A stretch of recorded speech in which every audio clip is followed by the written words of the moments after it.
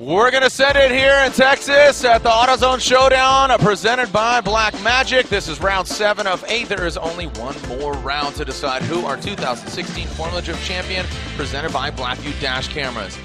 You can see Vaughn Gittin Jr. on the start line. He's your #1 qualifier. He got a bye into the top 16, and you see that stat, 4 wins over Matt Fields, 0, as they have seen each other 4 times on the start line. All right, so here we go. We are seeing Vaughn Gittin Jr., Matt Field. Don't count out Matt Field, though. Vaughn Gittin Jr. had that bye run. He had the #1 qualifying run. And if you recall last year, he had quite a big smash and a meeting with that wall. Unfortunately, wrote the car off. He walked away safely. That's why I kind of bring it up. But that wall can really ruin your day. Yeah, for Matt Field, I think there's a little bit of an advantage, at least in terms of the last time that he was out on the track. Vaughn's been cold since the top 32, so it's going to be a good battle here. Both top competitors here. Vaughn definitely needs this win in order to stay in the championship chase. Matt Field wants to take that away from him. All right, so we can see them on the start line. The red lights illuminate when they extinguish. And there we go. Vaughn Gittin Jr. out of the gate. Let's see how we go into that first rear clipping zone. Nice job. Matt Field drops into formation. Vaughn Gittin Jr. great angle. Field diving in about that second hash mark into the second rear clipping zone. Hitting it and quitting it. Using all the course. Vaughn Gittin Jr. hitting that signature 3-wheel motion into that third rear clipping zone. Matt Field right there in the mix, tucking into that smoke trail, knocking over that front clip. Great way to start the top 16. Make some noise, Texas. Well, Ryan Lantan, you were saying that you love when chase drivers are aggressive. This is as aggressive as it gets, I think, from Matt Field's side. Vaughn Gittin Jr. in the meantime, big angle out front on that first section of the turns there. Tries to get deep into that second outer zone, but Matt Field staying with him and putting a fight all the way till the end. Yeah, he did a good job of maintaining proximity and being very aggressive, like you said. He didn't do the surging forward and backwards. He was really set on his line, and when he was mimicking JR, he did a really good job of not getting in his way either. So it's one of those tracks where you can get in the way a little bit, I think, if you're not careful, especially around outside zone 2. I would have liked to see a little more angle from JR right around outside zone 2, but overall I think it was a pretty strong lead run.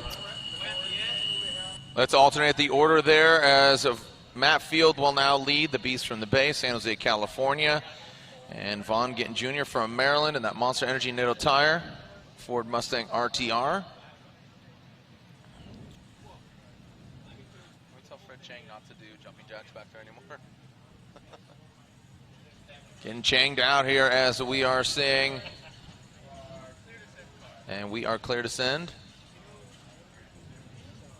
As Field, you can see the Vortex supercharger sticking out of the hood. That Roush Ford Performance engine under the hood of Vaughn Gittin Jr. Here we go.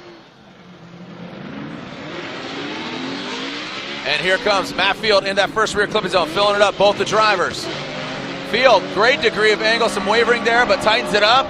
Second rear clipping zone, great angle there from Field. Vaughn Gittin Jr. diving in. Field, surging attack, and Vaughn Gittin Jr. spins out. Vaughn Gittin Jr. rotates into that final rear clipping zone. Was not expecting that. I mean, it was a fight after run #1. Vaughn is known for his chasing abilities. You can see Matt gets out strong here, a big smoke cloud here, but then loses Vaughn on this center section here. And then right here, Ryan, what happens to Vaughn in the chase position? It looks like he was really struggling to keep up on the infield, or I guess that shoot area, like we like to call it, and he came in there really, really hot. He might have been a little bit worried of repeating last year. You can see as he got on the brakes actually there, which is not something you see very often, flicked the car and then it over-rotated. Luckily he avoided the wall. There was no contact to be had for him. I'm sure he's really happy that he kept it off the wall, but a really big major mistake on his part. And that is a shock to the system as far as the championship goes. Vaughn Gittin Jr. comes in too hot, rotates. Matt Field completes the course. You have to assume they're going to slide him left. Matt Field and Vaughn Gittin Jr., and there it is. Matt Field takes out Vaughn Gittin Jr. A lot of momentum for Matt Field now, advancing on into the Great 8. He's going to go against one of our next competitors, Yoshihara or Wang. Ryan, that's a huge winds of change. Absolutely. I mean, the other two championship contenders still yet to go in the competition, so you never know what can happen. But obviously, as we know, consistency is key. You want to get grade 8 or better, especially at this point in the championship. But right now, we're focused on Daijiro Yoshihara and Forrest Wang. Dai Yoshihara will lead, turn 14 distribution, Falcon tires, Subaru BRZ. Forrest Wang in that Get Nuts Laboratory Hankook tires, Sylvia S15. I would say two very kind of different style of builds of cars, and even driving style. Dai Yoshihara has really progressed over the years. When he won his championship, he's behind the wheel of a V8-powered S13. Dai Yoshihara very fast, ripping through the course. You know, we saw him on the podium in Atlanta. He wants to get back on the box. Here we go. Dai Yoshihara, a quick little flick into that first rear clipping zone. Using all the course, trying to tighten up. You see Forrest Wang throw some more angle on it in the chase position. Kissing that yellow box. Forrest Wang foregoing that second rear clipping zone, but gaining that proximity to get to the door of Dai Yoshihara. Then Dai Yoshihara slingshots out of that final rear clipping zone. Take a look at this again. There was a lot of smoke that's really going to come into play here as the sun sets. Yeah, you can see Dai coming down. He just barely initiates right at that last cone, maybe a little bit after it. We'll have to see how the judges take that in consideration. Would be a deduction, but is able to get right back on it. Stays deep into that second outer zone, and then right here, Ryan, surging is Forrest Wang to attack on Daijiro Yoshihara. Like Jared said, Forrest kind of didn't get as deep into outside zone 2 as we'd like to see, but he used that to his advantage to really shoot himself into the kind of the pocket right next to Dai as he came to inside clip 2. They both did a good job, of getting out to outside zone 3, but beyond that, it looked like Forrest kind of straightened up just a little bit as he was heading into inside clip 3, so that's something we'll have to keep an eye on as he gets out to lead. And it looks like there's some smoke right now. There's an excessive amount of smoke coming from Dai Yoshihara's hood. And there's a big fire. Yeah, that doesn't look promising there for Dai Yoshihara. It looks like they are spraying it down. All right, so Forrest Wang pulling away. All right, we'll assess this. You can see our start line crew there spraying it down. Yeah, and what that's going to indicate for us is probably an automatic, not an automatic competition timeout for Daijiro Yoshihara, because he was at the line. He will have to back off of it. So he will use that at this time in order to make sure that the car is able to make it into competition to do the second half of the battle with Forrest Wang. You can see Forrest pulled off to the side now as we inspect Dai's car just to make sure everything is safe and sound. So the hood is popped on Daijiro's vehicle. We'll take a short break to see what has gone wrong here. We're one half of the way through of this Yoshihara and Wang battle. Here's a short message from our sponsors. So look at that. Looks like the smoke has cleared. It's extinguished, and our technical director said it's clear to go. So Dai Yoshihara extinguished. That will be utilizing his competition timeout. So unfortunately, that is, you get one and only one throughout the weekend, as we are seeing Forrest Wang now alternate the order. Wang will be out front. Yoshihara will give chase. The cars have cooled down considerably too. So let's see how they throw down here. This is the second half of this battle. Forrest Wang initiated into that first rear clipping zone. Dai Yoshihara just on the edge of it. Big angle from Wang, his signature style coming in. Can he get to the outside clipping zone? He does. Dai Yoshihara looming in the smoke. Oh, and Dai Yoshihara way off course. Dai Yoshihara potentially handing the victory here to Forrest Wang, but now gets up close and personal. Nice job there, but Ryan, is that too little, too late? Well, the judges have been very consistent with 4 tires off as a 0. There's always some leniency for 1 or 2, and it's always going to depend on aesthetically how it looks and how big of going off of course it actually is. You can see Forrest, big angle here, classic Forrest, hits that second outer zone, and then Ryan right here as Dai's coming through the smoke cloud. Does he just get lost in the smoke cloud and not know where he's going? Yeah, it's probably what happened. I appreciate him not hitting the clip. That'll speed things up here, but unfortunately he did go 4 wheels fully off the course, which is a real lack of control, a loss of control, I should say, in that area, which is not boding well for him. This is the first run we're watching now, just to refresh our memory, since we had a little break. And you can see where Forrest really dove in on the side of Dai, did a good job there, but ended up just losing a little bit of angle right there, and then pouring it back on through inside clip 3. So Dai and Wang waiting for the verdict. Unfortunately for Dai Yoshihara, Catching the wrong kind of fire there under his hood. Slide him left for Wang. And there it is. Forrest Wang gets the win. The Get Nuts Laboratory Hankook Tires run BC.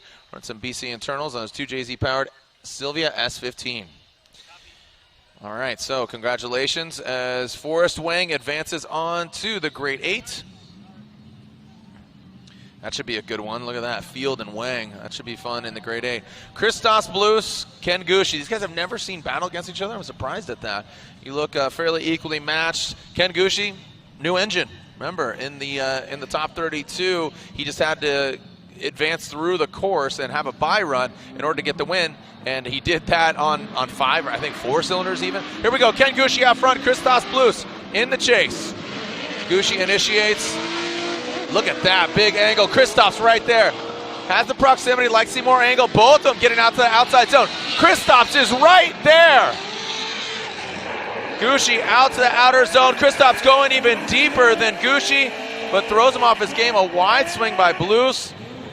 I mean, 2 separate, really aggressive. If you separated those, they'd be 2 really exciting qualifying runs. Well, for never having done battle against each other, very exciting first opportunity for both drivers to get a win here. And you can see Gushi starts off with big angle right there. Christoph Blues right next to him. Gushi pretty deep into the second outer zone. Blues a little bit on the inside, and then right here, Gushi wraps around pretty tight on that first hash mark in there. And then Ryan, you can see Blues just goes a little bit long here. What's your impression of this run between Gushi and Christoph Blues? Again, like I said in the meeting, be aggressive, and Blues is really taking that to heart. He's pushing really hard. He really wants to win. I didn't think he was going to give Gushi room to transition here after outside zone 2, but he did miss outside zone 2. Blues did.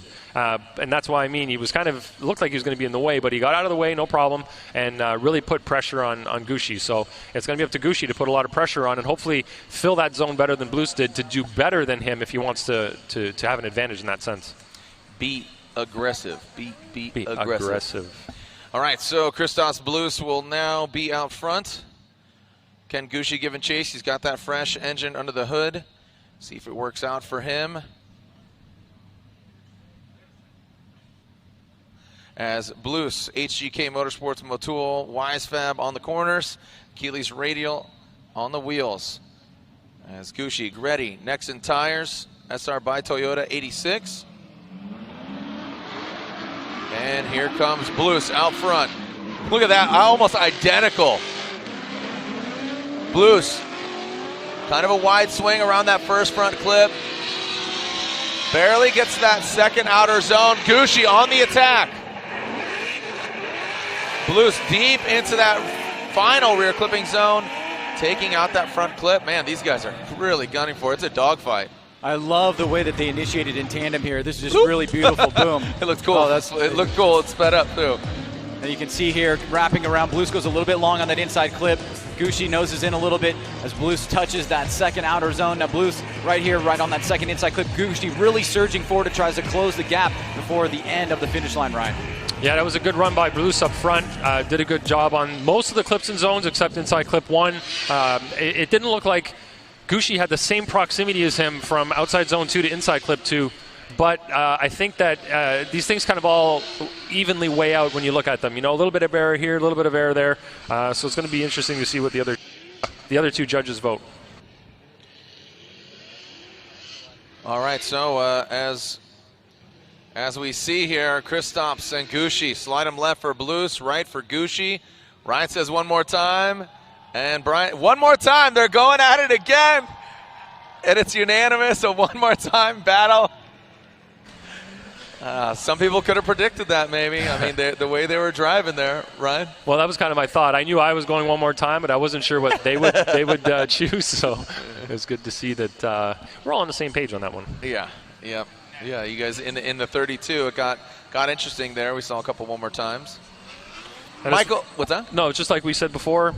You got to be precise when you're being aggressive, and sometimes that precision goes away a little bit. Yeah. So that's what they both need to do, is be a little bit more precise to get that win. They both made a couple little mistakes here and there.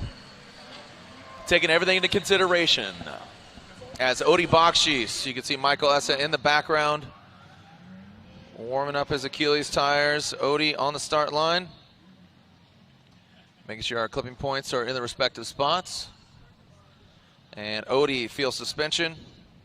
Falcon Tires, Arc Performance, Hyundai Genesis. 4th place in points coming into this round of competition, Michael Essa. Loudmouth Exhaust, Achilles Radial BMW. As Essa will be chasing him down.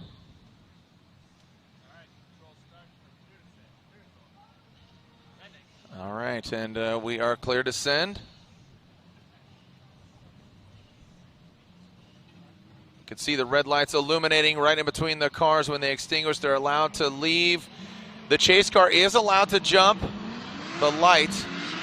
Obviously, the lead car is not. Here we go, Odie. All the way out to the edge of the course as Michael Essa gets into it. What do we have here? Let's take a look at it again, already out of the gate. Well, Ryan, why don't you pick this up for us and tell us what you see going on here? Yeah, so Essa was trying to stay close as he could, and that is important. It's vital on a track like this, which is a full throttle track throughout most of it. You don't really have an opportunity to gain any ground except maybe at outside zone 3, which is pretty much at the end of the track. So you need to stay close right from initiation, which he did right here. It just looks like he dove in a little bit, maybe got a little aggressive on the throttle. But as our new regulations are that anytime there's contact, we need to analyze the replay from every single angle to make sure that we have a fair judgment of who is at fault for the contact. So that's what we're going to do now. Michael Essa, part of that now. Boost Brigade, here's the other angle here, Lontaine. Go ahead and take a look at it. Don't talk about it. You focus on what you got to do. You're seeing that back end light up, and Essa just comes in hot. I mean, you know, now taking a look at it, braking, was there, you know.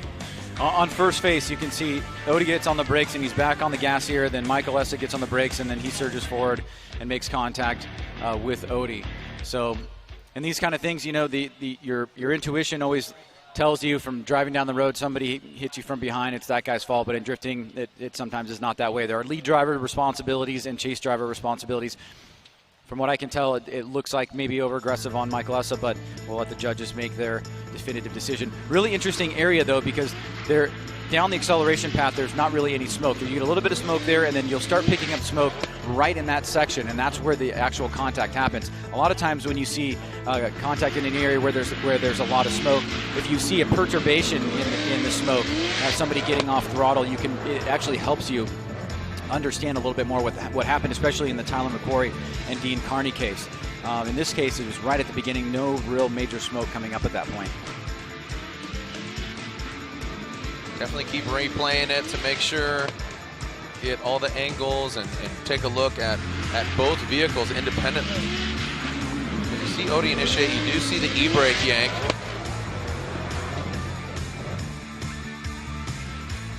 And it's weird, we haven't seen much contact there out of the gate, and I do commend Odie. Seemed like he was all the way to the outside edge of that track. He filled that rear clipping zone. All right, so Odie inspecting his car. Looks like try to get that fender back on the car. You can see Michael Essa's team thrashing on the car. See him getting that front left corner worked on.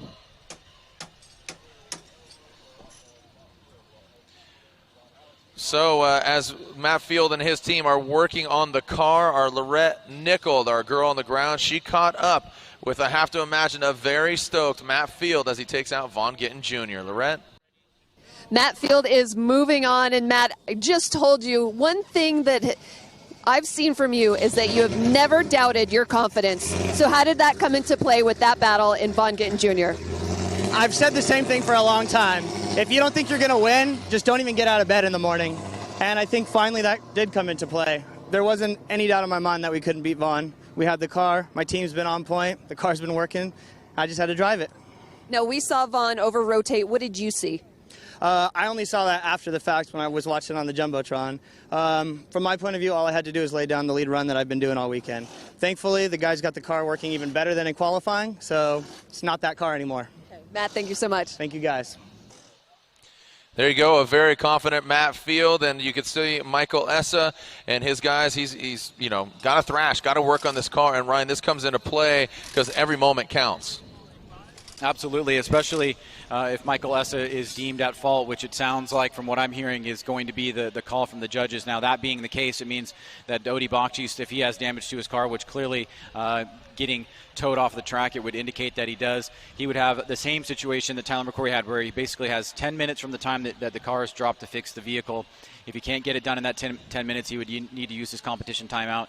In the meantime, Michael Essa will have his competition timeout started for him right now, and he'll have 5 minutes to complete that. All right, so Michael Essa is deemed at fault. He has 5 minutes. That is a competition timeout he needs to utilize in order to get his car back up and running on the starting line, ready to do battle. And just to reiterate what Ryan Sage just said, Odi Bakchis, a new rule has been formed just as far as run of show and expediting, getting through, making sure we have a competition progressing throughout the day. Odi Bakchis, even though he wasn't at fault, he has an allotted 10 minutes that he can use. Also, in addition to that, he can use another 5-minute competition timeout if that particular driver does have that. And I believe, if I can recall correctly, Odi Bakchis does have his other 5-minute competition timeout. So Michael Essa thrashing on his car. We'll get Odi's car off the track here. Thanks for joining us. This is the AutoZone Showdown, presented by Black Magic, and this is round 7 of 8 of the Formula Drift Championship, brought to you by Blackview Dash Cameras. These guys are, hey. All right, we are back, and we can see Ryan Turk on the start line, AutoZone on the hood, Black Magic on the door, gum out in the engine. He's got hand-cooked tires on the corners, and Alec Honadel is warming up his Nexen tires in his Injuku Racing Get Nuts Laboratory S14. You can see that they are 1 for 1, 2 times going against each other, and they are tied. So Ryan Turk awaits as Honadel warms up his tires. Ryan, this should be a fun one. Ryan Turk with that 2GZ powered, nameless performance tuned Toyota engine under the hood of his SR by Toyota 86. Honadel with the supercharged LS under the hood of his S14. Yeah, very exciting battle here between these two gentlemen. Alec Honadel, one of the rising stars in the series, getting better and better every single round, and Ryan Turk looking phenomenal, qualifying in 3rd place and trying to get on the podium here tonight. Yeah, Ryan Turk definitely wants to get on the podium. I mean, all the drivers obviously do, but Honadel, we saw him on the podium last year, and Ryan Turk, let's see if he can shake things up. It looks like we are sending car. And we are good to go, getting the cameras affixed for Formula Drift on CBS Sports. We'll check that 2nd place. Turk out front. Honadel giving chase.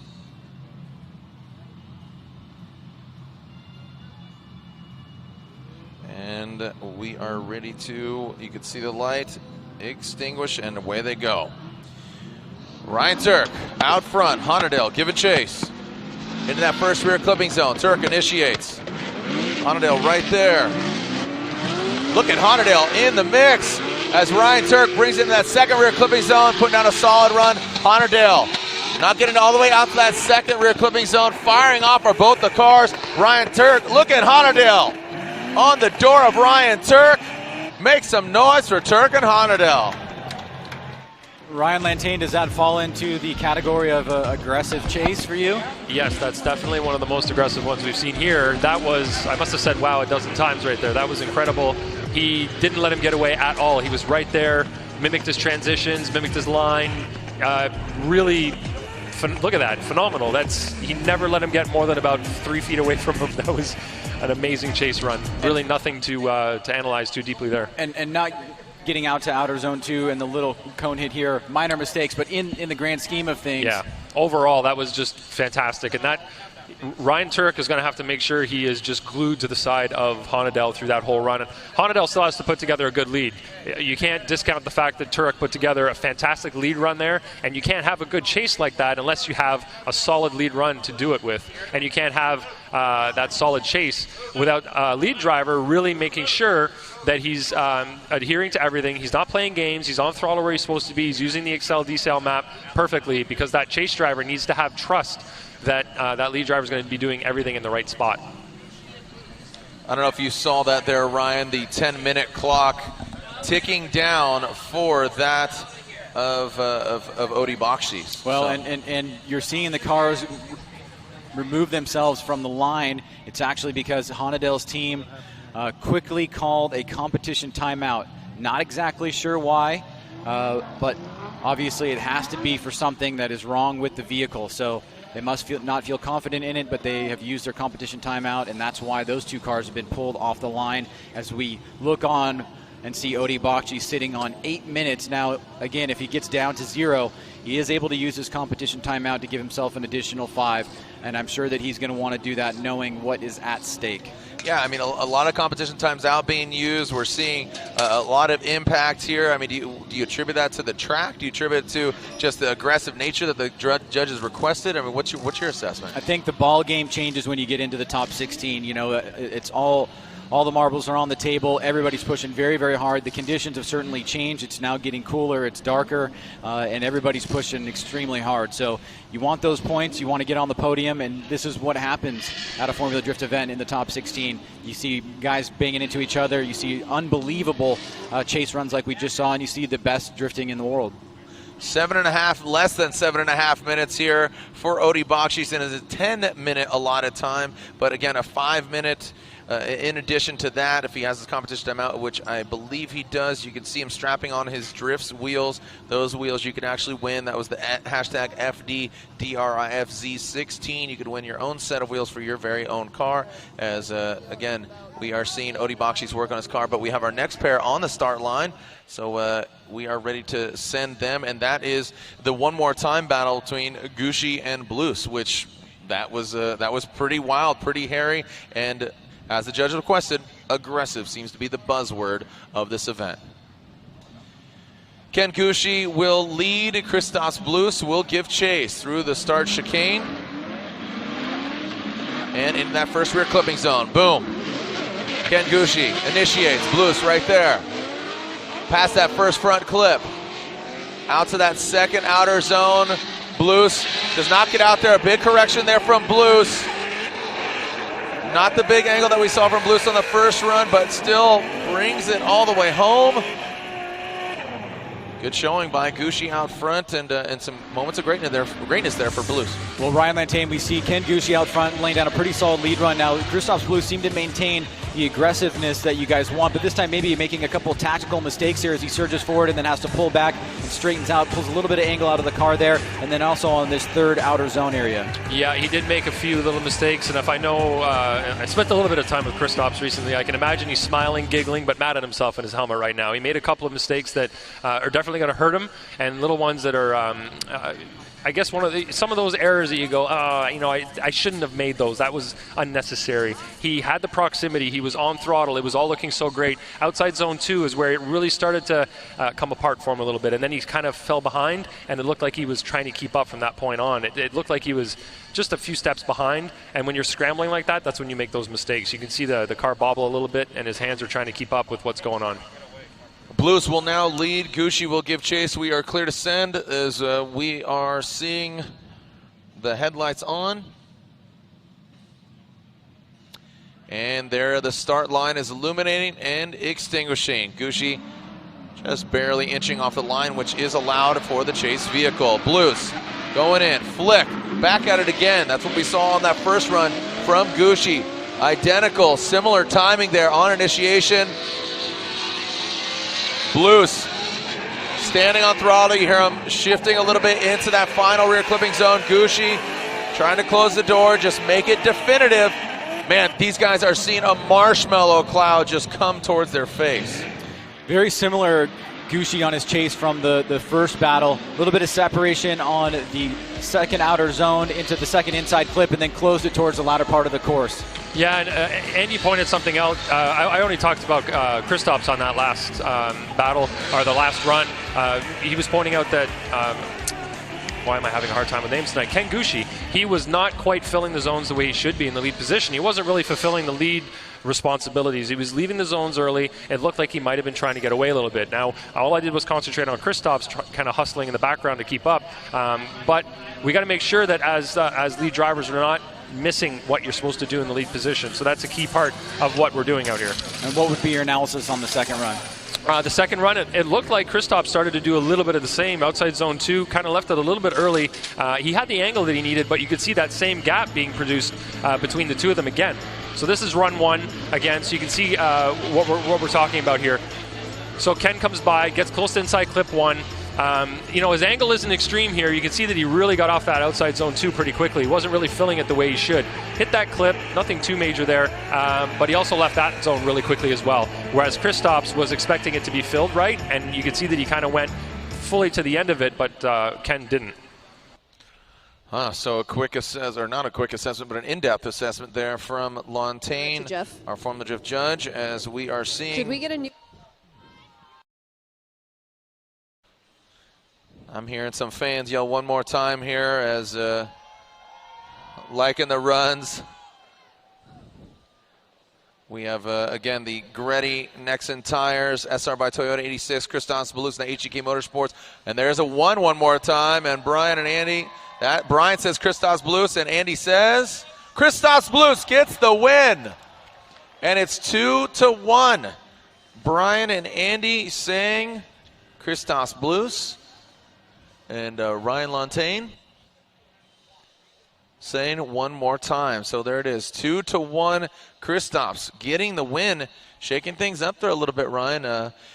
Kristaps, we saw him just outside. He was one clipping point away from taking down Frederick Osbo, the defending champion in Orlando. So if he can kind of take this moment and bottle that and just use it throughout, we could see him on the podium again. Yeah, absolutely. I was saying many times that he was the killer of Orlando in terms of the chase driving, and he drove very aggressively against Ken Gucci. Hopefully he can take what he learned in those two battles with him and use that as he moves on to face the winner of Odi Bakshis and Michael Essa. Well, this should be a fun one to watch. We are seeing Tyler McCory and Mad Mike Woodette. Tyler McCory will lead. Mad Mike Woodette will give chase. We got the Mobil 1 Camaro and Falcon tires and the Red Bull MX-5 of Mad Mike. Tyler McCory using all of the course, really getting wide out there on that first turn. Mad Mike Woodette keeps his composure. But then, oh, look at that, talking about, and then he just unfortunately loses it. Potentially getting lost in the smoke for Mad Mike Woodette. Ryan, I thought he had it together, and unfortunately went really shallow. Well, you have to imagine the darkness is certainly playing a factor here. Tyler is on an unusually wide line here, going very deep and way off that inside clip. Mike tucks up on the inside as Tyler tries to get into that second outer zone, which he's only going to be able to do with very little angle. But then Mike right here as they pass inside clip 2. What's your interpretation of what happened there, Ryan? Yeah, it was that was an interesting situation going from outside zone 1 to inside clip 1. It's an area where Mad Mike really showed a lot of self-discipline there, not going for the pass, and it's a good thing he didn't, because you saw Tyler McCory actually coming back in close to that clip, so that could have been a bad idea to attempt that pass. But Tyler was way off in that area. He managed to get through the rest of the course okay, but hitting inside clip 2, and then Mad Mike not being able to make his way out. I imagine that's, like you said, because of the lack of direct light in that area, plus the smoke. So it makes timing your transitions and where your car's going a little bit difficult. And if you time it a couple of a split second too late, it's going to change everything, or a split second too early for that matter, and it's going to change where your car ends up. So that could be what happened to Mad Mike in the chase position. Well, you saw it there. Odi Bakshis looks like he got his car back together, sans that front right fender. And we'll see if Essa, I believe Essa is already over there. Yeah, I'm seeing Essa already in pre-grid. So is Odi Bakshis. But right now, it's all about Mad Mike Woodette and Tyler McCory. Ryan weighing that run out there. Tyler McCory had that wide, as you said, unusual line. And Mad Mike Woodette getting smoke blind. Woodette initiating into that first rear clipping zone. Tyler McCory dropping into formation. Woodette taking that tighter line that is prescribed. Into the second rear clipping zone, ripping through no man's land. Fluttering it into that final rear clipping zone is Mad Mike. And McCory brings it around. Look at the flames shooting out of the hood of that MX-5. Well, pretty solid lead for Mad Mike. I'd have to say, better lead than Tyler's with that wide line that Tyler took in the first section of the course. Mike pretty tight on that first inside clip, reaching out to that second outer zone, comes off of it here now on that midline into inside clip number 2, and then pretty deep into that third outer zone. Not a lot to criticize, but what do you think about Tyler's chase? Yeah, Tyler's chase, you could say that he made a couple of mistakes, the biggest one being over there by outside zone 3. Is it as big as the one that Mad Mike made? That's questionable, of course, but the proximity is also another question. How good was Tyler's proximity throughout the course? And if you look at lead to lead, Tyler made that pretty sizable mistake, missing inside clip 1 and being way offline. Here's the first run again, so you can see how wide Tyler went, which is really not where he should have been at all. He was really way off quite a bit there, he didn't actually do a bad job on outside zone 2, which is pretty surprising considering the line that he took through there. Hit that clip. Mad Mike bobbled, missed the zone as well. So it'll be up to the 3 of us now individually to make a decision on that. Shout out to OSW watching the drift stream out there. Rosie Welch and the Road Race Engineering crew, they're watching at home. A lot of the fans, hashtag FDTX. Let us know where you're watching around the globe as we are waiting for the verdict between McCory and Woodette. And these guys, again, stakes on either side of the fence, but who's going to come out on top? Are they going one more time? And are we going to see another one more time? Okay, Brian says Woodette, and Andy says one more time. Ryan, a testimony to, I think the smoke is becoming a big factor. The lighting and the smoke, the combination of those. But, these guys are going for it. Changing environment will certainly change the way that the drivers approach their tactics against each other and figuring out what is going to be the successful moves here. I mean, this is definitely one of the more challenging tracks that we have. When you add kind of the low light conditions and all the different obstacles that are there, you can certainly see that they're going to go back, talk to their teams, figure out what they need to do in order to progress on into the latter rounds. What's interesting here is this is not a one more time. This is just the second half of this battle. We saw Honnerdale and Turk go at it, so we'll definitely have to revisit the second half and watch run 1 again to really refresh our memories. Would you agree with that? Absolutely, yeah. We've seen a lot of tires burned. Amazing. Yeah. Run 1 was incredible. Run 1 was incredible. So Honnerdale's now out front. Ryan Turk going to give chase. Honnerdale called that competition time out. You wonder if he's running 100% as he gets off course there. Ryan Turk chasing him down to that second rear clipping zone, some separation. Ryan Turk now way off course, losing some parts, and navigating through is Honnerdale, and Turk losing some parts, getting off into the grass. The Black Magic AutoZone Hankook Tires Nameless Performance SR by Toyota 86. Take a look with Honnerdale. Well, it just looks like Turk has some, wow, looks like a little jump right there, right at the edge of the track, and then you can see, this is where we start to see some separation from Turk, but it's also where you start to hear some detonation from his vehicle, and then right there, he basically shuts it down, goes off course, and then he does not finish the rest of the run. So on outside zone 2, what happens on the outside of that, if you drop a tire, as Turek did, it can sometimes drag you off because it is a pretty steep drop off from the edge of that track down to the dirt. And here's the first run to give you an idea of what we were dealing with when Turk was leading and Honnerdale was chasing. And you can see it wasn't that long ago, but it was a heck of a lot lighter out. But the chase that Honnerdale performed in the chase position was really, really exciting, really aggressive. He put the car in all the right places. He didn't let Turek get away at all. So like I was saying, when Turek dropped the tire back there in outside zone 2, it looked like what happened is because his angle was not very high, it actually dragged the front tire down off of the track as well and caused him to go straight, causing him to go basically off on the left here, which is not somewhere where you see people go off very often. But if you do drop a tire the way that he did over there, it can definitely cause that straightening that happened, and then the rest of his run was done. Just kind of sucked him in when he hit that left side. Yeah, if you're at big angle there, it's okay because the one tire will drop at that angle that you're at, but because he had low angle there, the tire was straighter, which kind of straightened the car out and took him straight down. What's your assessment there with Honnerdale on initiation? Seems that he dropped a tire. Would that have affected either, or maybe it does, maybe it did affect you. I mean, we have the verdicts here, but that affect the outcome here, throwing off Turk, and no, there it is. Alec Honnerdale gets the victory, taking out Ryan Turk. A solid chase run, unfortunately, with Ryan Turk's mistakes going off course. Alec Honnerdale gets the victory and moves on to the Great 8 that Injuku Racing, Get Nuts Laboratory, Nexen Tires S14. So Honnerdale advances on. Where are we at in this, man? We're bouncing around here as far as one more times. And second half of Michael Essa and Odi Bakchis. Michael Essa is at fault for the contact. Odi made some repairs to his vehicle. Both drivers to the line. Yeah, we're bouncing around here as far as one more times. Accidents, impacts. So it looks like, all right, Essa and Bakchis will be getting, for lack of a better term, if you know football, looks like they're going to get iced, as they say. A little timeout here from track cleanup. We got a sweep, as you saw Turt go off course. They're going to throw the sweeper out there and blow off the course a little bit. So thank you for your patience. But, man, are you guys having fun out there? Texas, make some noise. Stop your feet. Come on now.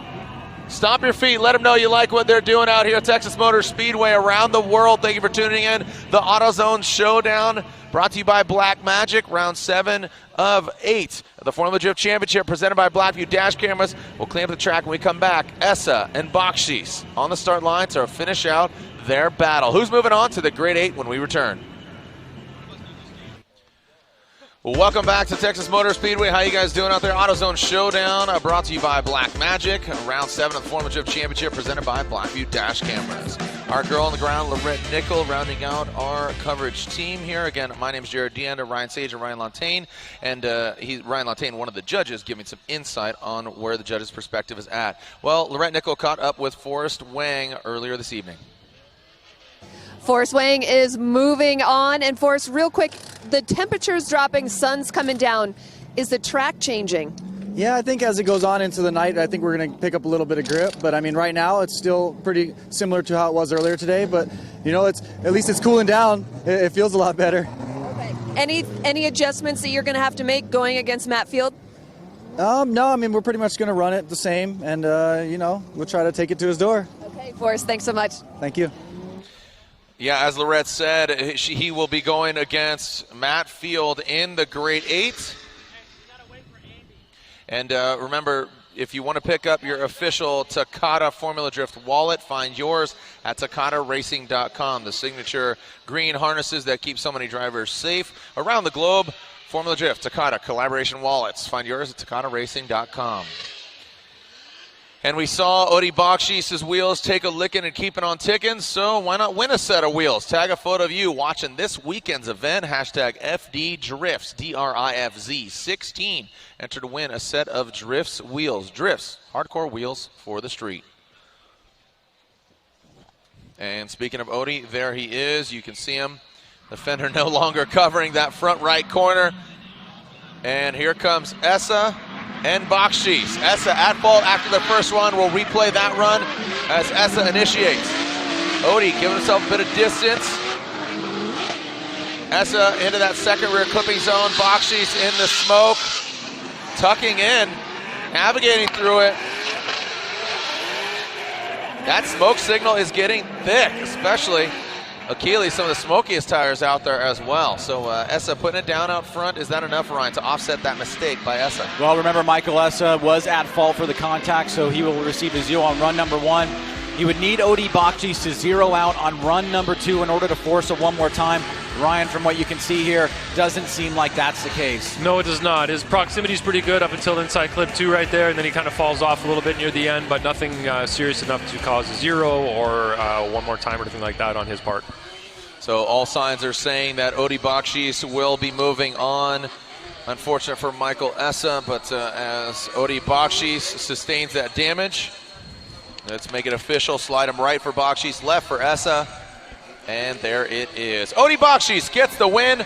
Arc Performance, Field Suspension, Falcon Tires, Hyundai Genesis Coupe advances on to the Grade 8.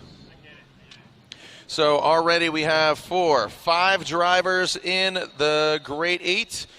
3 more battles left to go. We have the Tyler McCory, Mad Mike one more time battle. Also after that, we have Frederick Osbo and Jeff Stoneback, which has championship implications, and finally Forsberg and that of Justin Pollock. Some great battles ahead. We've got the 2 remaining championship contenders in the mix, with Vaughn Ginn Jr. going out against Matt Field. Certainly a lot of questions will come into play here, but keeping with the battle on hand, we are going to see Tyler McCory take on Mad Mike in this one more time battle. All right, Tyler McCory will lead. Mad Mike Wadette will be giving chase. See how they navigate this. Remember, McCory, an unusual run there on his lead run. But now McCory out front, initiates. A lot of smoke looming here. Oh, McCory, look at Wadette striking with vengeance around that first clip. McCory getting all the way out to that clipping zone. Mad Mike Wadette, a big correction there. Coming into that rear clipping zone, and Mad Mike Wadette and McCory getting into it around that final clip. Robin is racing, makes some noise. Texas Motor Speedway. Oh, doctor, look at that one. Well, you got to give it up to both guys for pushing into that final turn. Definitely could have done a big-time basketball flop there, but did not do it. Hung into it. It was Tyler McCory and Mad Mike Wadette wrapping around that first inside clip. And then Tyler going into that zone. You can see Mike coming through the smoke cloud here, adjust so he does not hit that inside clip. And then what happens right here, Ryan Lantane? It looks like Tyler was starting to lose a little bit of angle. I don't know what was going on there, but he didn't quite get out to the outside zone as he should have. Mad Mike was right there, a little bit of rubbing. Like you said, it's a good thing Tyler didn't kind of take the flop, but Tyler's been hit enough, I think, over the last few events now that he's pretty used to it. He needs a Target sponsorship so he can have that big Target on his door. He's been hit a lot lately, so I think he's pretty accustomed to it. Yeah, like you said, the flop, but, you know, slowing that down and your assessment there in the heat of the battle, it looks like, you know, Wadette was almost too aggressive, but it almost looked like McCory straightened out there. So, Ryan?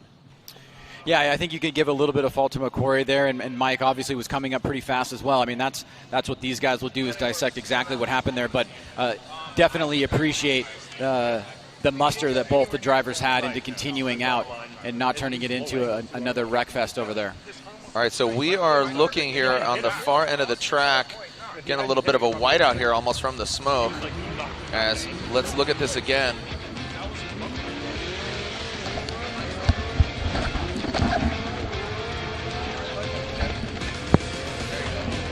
Checking it again here, Jared. You can see, let's take a look at this incident one more time. You can see Mad Mike slides around that second inside clip.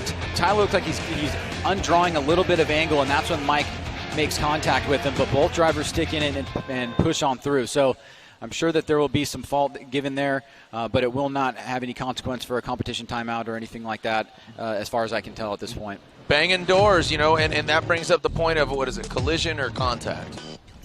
Yeah, collision and the difference between collision and contact. We understand that, you know, a little bit of rubbing is going to happen from time to time, but we want to make sure that that there's no damage sustained to the vehicles that makes it to the point where they actually need to sit down and do repairs because it's not functional or it's not safe. That's when it gets into the realm of collisions. Boom! You see that right there? Looks like Mike's losing his left door there. He's on the right-hand side.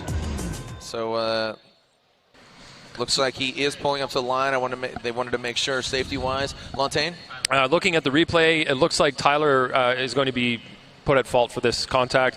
He had no angle at that point. His car had really started to straighten up. He was not in the zone at all, and it looked like he was off throttle, which is okay off throttle-wise, but the fact that the car was straightening up and losing angle, it almost looks like had Mad Mike not hit him, he would have lost the angle that he had, but Mad Mike kind of pushed him back to angle. Nudged him back into angle. He's like, hey, don't straighten up, buddy. Put a little bit of angle in there, and he was able to continue through the course. But so we have to put that on Tyler McCory. All right, so there's a kind of a ding there on Tyler McCory's outcome here. Let's see how it unfolds. Mad Mike Wadette will be leading. Tyler McCory giving chase. Wadette initiating into that first rear clipping zone. Tyler McCory, he's going to apply the pressure. Can he bring it? Can he fight back? He's doing all he can right now. Wadette firing on all ankles. Whoa, Tyler McCory using all the course. Into that rear clipping zone goes Wadette. McCory shallowing up as Wadette, he makes a quick bobble there across that final front clip. Let's take a look at this again here, Ryans. Well, really interesting here as we take a look at the second half of this run. Mad Mike gets out pretty cleanly here. He goes a little bit long on that inside clip, and Tyler right here, he's going to really miss that second outer zone. As Mad Mike comes in here, you can see Tyler hits one of those green cones, loses the bumper, and kind of falls back a little bit, Ryan. Yeah, like I said earlier, if you don't fill outside zone 2 as a chase car, chances are you're probably going to go off on the right side before inside clip 2, which is exactly what happened to Tyler here, getting lost in the smoke a little bit and not being in the right place in that area. Now, we were talking earlier about assessing fault. There was no reason to assess fault other than to see if somebody was able to use a competition timeout to repair their car. There was no zero given there at all because really nothing bad happened other than a little bit of rubbing. So we're really just looking at the fault that Tyler made, and if he needed to make a repair to his car in that case, he didn't have a 5-minute, I don't believe, at that point to use. So that was the reason for the investigating the fault of contact. All right, so no true zero given there from the judges, just as far as fault and somebody utilizing a competition timeout. So Wadette and McCory going to the judges. Mad Mike Wadette gets the win unanimously. Mad Mike Wadette gets the win and advances on to the Great Eight. 2 more battles left, Ryan, and these are probably the most important in the championship on how it's going to unfold as we progress through Texas here, but also Irwindale, California. Yeah, absolutely. With the win here, Frederick Osbo will jump up quite a bit. He's in second place right now, just second only to Chris Forsberg, who will be the following battle. Following these two guys in the battle, going up against Justin Pollock. So a lot on the line here for Frederick Osbo, as well as Chris Forsberg. But these guys in Stonebeck and Justin Pollock, no easy task whatsoever. No, Osbo is going against Stonebeck, Pollock against Forsberg. Here we go. So Osbo out front, Stone Cold Stonebeck. Our defending champion, the Norwegian Hammer, Frederick Osbo, will lead. Frederick Osbo qualifying, look like Frederick Osbo qualified 3rd. Stone Cold Stoneback qualifying 14th. And the lights are on, and now they're off. Here we go, send it. The Norwegian Hammer out front is Rockstar Energy Drink, TC. Stoneback chasing him. The hand-cooked tire shrouded 370Z. Stone Cold Stoneback is right there on the door of your defending champion. Losing some ground is Stoneback, cutting through the smoke, navigating, I gotta say, better than anybody else has through that power alley. Great chase job by Stoneback, some of the best driving, to be quite honest, I've seen from him this year. Well, that was an awesome lead by Frederick Osbo, but you talk about getting in the pocket right here. Stoneback times it perfectly, and look at that, just mirroring Osbo all the way around as they're super tight on that inside clip. Ryan, is this some of the best driving we've seen so far in the top 16? That was a beautiful run. The way Jeff Stoneback was placing his car in every aspect of that run, it was really well timed. Didn't make any mistakes at all. And I also have to commend him. I don't know if you heard me say it in the live commentary, but the way he got to that outside clipping zone, he also stayed out of the smoke trail and the smoke signal to allow him to get that fresh air and also that fresh view. Yeah, that's not easy to do, and we had drivers in the drivers' meeting, making the claim it's going to be very difficult to stay close at inside clip 1, right on the door, all the way through this power alley here down to inside clip 2.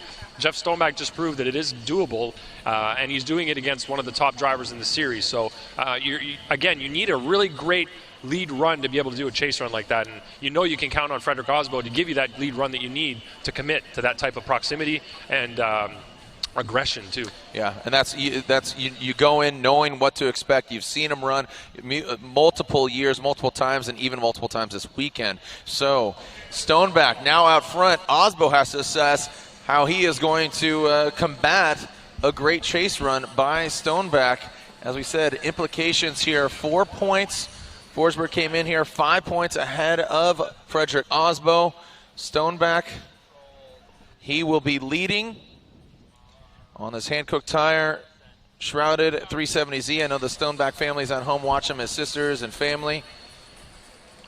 The pressure's really on Osbo right now. He needs to stick to Stoneback all the way around this track. He can't let him get away at all. Well, he's one of the best in the biz. He had multiple podiums. He's podiumed this year. He's in the mix. He's in championship contention. A faint entry there from Stoneback. And there it is, Osbo right there on the door. You asked and you delivered. As Stoneback gets out to that second outside zone, transitioning through the power alley. Tighten it up to the front clip. Into that final rear clipping zone goes Stoneback.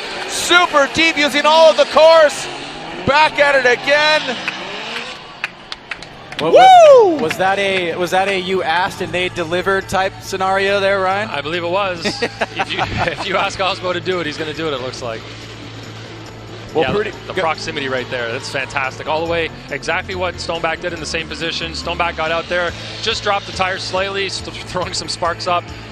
Really precision driving. You're getting close to all the clips without hitting them, filling the zones the way you should, just inches away from each clipping zone. That's some really precision driving in the dark like this. Here's the first run again to see how close Stoneback was to Osbo on his chase run. And you can see very, very similar through that zone right there. And then right here, it looks like Stoneback might have fallen off a little bit more than Osbo did when he was chasing. But Stoneback got right back on him right here and really did a great job right to the finish. Impressive by both drivers nonetheless. Would you please make some noise from around the world and here at Texas Motor Speedway? Some insane lead and chase runs by both drivers as we are getting whited out here at Texas Motor Speedway. What do you guys say? Are we going Stoneback or Osbo? Or are we going one more time? Going to the judges. Ryan says Frederick Osbo. Brian says one more time, and Andy says one more time. They are going at it again. No, they don't. Jeff Stoneback. So I got outvoted there. You aired on the side of Osbo there. Yeah, well, I saw Stoneback drop a wheel on his lead run, which Osbo didn't do in his lead run, and I felt that Osbo was closer through more of the track than Stoneback was. Stoneback did an amazing job, don't get me wrong, but Osbo was just a little bit closer through the power alley, we call it here, coming up to that inside clip too, where it looked like Jeff fell off just a little bit in that area. So that was enough for me to give Osbo the win on both the lead and the chase. All right, moving on to our next battle. Justin Pollock versus Chris Forsberg. Ryan, we've talked about this, and here it is. Our current FD points leader. He just saw a vehicle that he operates, Jeff Stoneback, go against Osbo, our defending champion and championship contender this year. What is Forsberg going to do out front as Justin Pollock is chasing him down to that first rear clipping zone? Justin Pollock right there on the door of Forsberg, wrapping around that first front clip, trying to get out to that second rear clipping zone. Forsberg does that. Justin Pollock dancing on the edge of the course. Forsberg flying into that third rear clipping zone. Pollock falling back, and a correction there by Pollock as Forsberg takes out that final front clip, but he was blazing a trail, and unfortunately Pollock looks like he got smoked out. Well, the most noticeable aspect of this run here is going to be the latter part of the course. You can see Pollock does a good job sticking with Forsberg, though Forsberg got a little bit more angle and pretty precise on this second outer zone. You can see here, there's where Pollock's going to fall back. He's going to go long on that second inside clip, but then right there really does not fill that third outer zone. Anything that you feel that needs to be added to that, Ryan? Yeah, it fell apart for Pollock when he ended up going wide and hit some cones, as you can see the track workers picking up right now. I don't think he got out as wide on outside zone 2 as he should have, and then that sent him, as he transitioned, a little bit wide, and that it allowed Forsberg to gain some distance on him because he wasn't on the right line, on throttle on the track like he should have been, and then getting through that smoke, transitioning out to outside zone 3 just didn't work out for him, missed it entirely. So that smoke signal, you saw him just get blanketed when he went from that, into the front clipping point right here, the second front clipping point. He was just blanketed in smoke. Yeah. So how he cut through that, just to even see, that's why he truly, it was at that all point, over him. as a chase car, you're just guessing when you transition. You don't really know. And that's why it's so important to stay in that little pocket right next to the car, the lead car, where there's no smoke. If you stay there, you can see pretty well. On transition, there's maybe a second or two where you can't see on that transition. But if you're far enough back, like he just was, you're in the dark for many seconds, and that can just cause complete chaos, as you can see. Easier said than done. Yes, it is.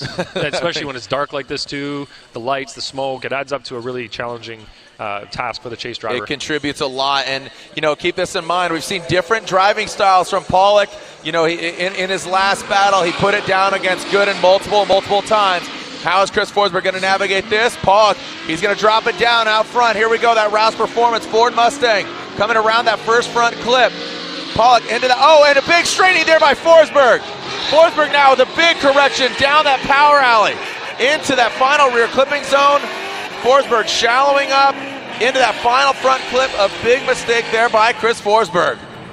Well, I guess the big question will be what caused the mistake by Chris Forsberg, and was it enough to equalize the mistake of Justin Pollock? Let's take a look at it again here. You can see Forsberg on the inside, Pollock coming through a big plume of smoke right here, and And then right here, looks like he's going to get a little bit lost there and just not make that transition from outer zone 2. Yeah, again, he got into the smoke and he misjudged his transition. It's one of those things. If you do it too early, that happens. If you do it too late, you're going to end up in the grass on the driver's right. So the timing is crucial, but if you can't see what the lead car is doing through the smoke, then you really can't know when to do that transition precisely. So here's run 1 again, and we'll show you the error that Pollock made in the same situation. So you can see there he's more mid-track than he should have been, ended up wide, and now he's right in the smoke. He can't see a thing for probably 5 or 6 seconds. Transitions earlier than he should have, but in that case it was probably better earlier than late, as there was a wall to catch him on the outside. So here's run 2 again. We'll do a straight comparison back-to-back again for these runs. So Forsberg was doing a good job here of maintaining that pocket. But then right here, you can see he gets into the smoke and transitions actually before Pollock transitioned, which in that case made it almost impossible to get to that inside clip without straightening, pulling the e-brake, and really adjusting his line to not hit that clip and go off course. So really for you guys, it's going to be the comparison of the two mistakes as the primary thing that I would imagine that you're looking at. Yeah, they're very similar runs when you look at them, really. Forsberg was too far on the inside in his chase, but Pollock went too wide in the same area on his chase. So it's really the same mistake, just on different sides of the track. They both missed outside zone 3 in the same type of manner. So, take away from what I just said. Right, there we go. We're going to make our decision.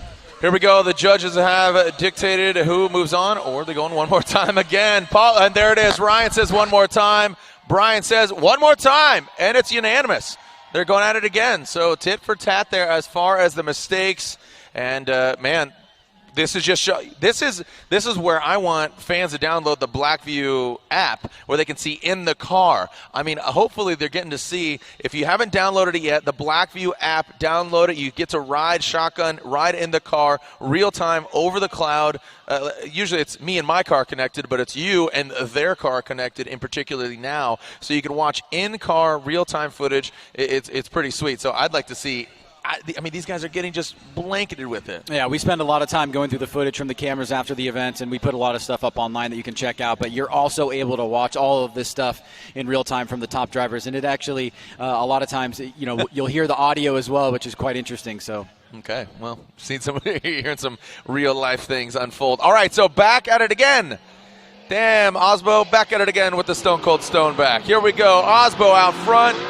Stoneback giving chase. A feint entry there from, look at that, Stoneback back on the door of that TC. The TC lighting up the next end tires into that second rear clipping zone. Can Stoneback zero in on that Rockstar TC once again? And he does. Pulling away a little bit as Osbo. Phenomenal. Look at that. Yeah, another awesome run from both these drivers. Big initiation from Frederick Osbo. You can see again right in the pocket is Jeff Stoneback. Osbo wraps around that first inside clip, trying to get deep into that second outer zone. Big angle here, and then you can see Stoneback again attacking on the inside. Is this a replica of run number 1, Ryan? Yeah, it looks pretty similar. Jeff Stoneback's right in the same spot all the way around the track, not letting Osbo get away, and that's going to be key for Osbo to do now in the chase position. As long as Jeff can put together a clean lead run, all Osbo has to do is that same type of mimic and the same proximity. It's going to be interesting to see what happens here. Again, the smoke. You got to stay out of the smoke. Yep. If you stay out of the smoke, you're going to be able to see. And Stoneback did a great job of doing that. His mimic was on point. You could see the transitions were done at the same time. So you know that he was able to see what Frederick was doing. So that's the key. Stay out of the smoke. All right, we'll see if he finds the key to success. That is Osbo chasing down Stoneback. As we have two more battles, left, or 1.5 in this instance. If this does come to a conclusion here, Stoneback will lead Osbo. One more battle after this in the top 16 to forge our Grade 8. Ryan, we have some great battles that are going to unfold in the Grade 8 from what we've already seen. Make some noise, Texas. Here we go. Stoneback. Osbo is Stoneback going to take down the Norwegian Hammer, your defending champion and championship contender. Osbo's right there, door to door with Stoneback. Transitioning out of that second rear clipping zone. Osbo zeroing in. Osbo making his presence felt here in Texas.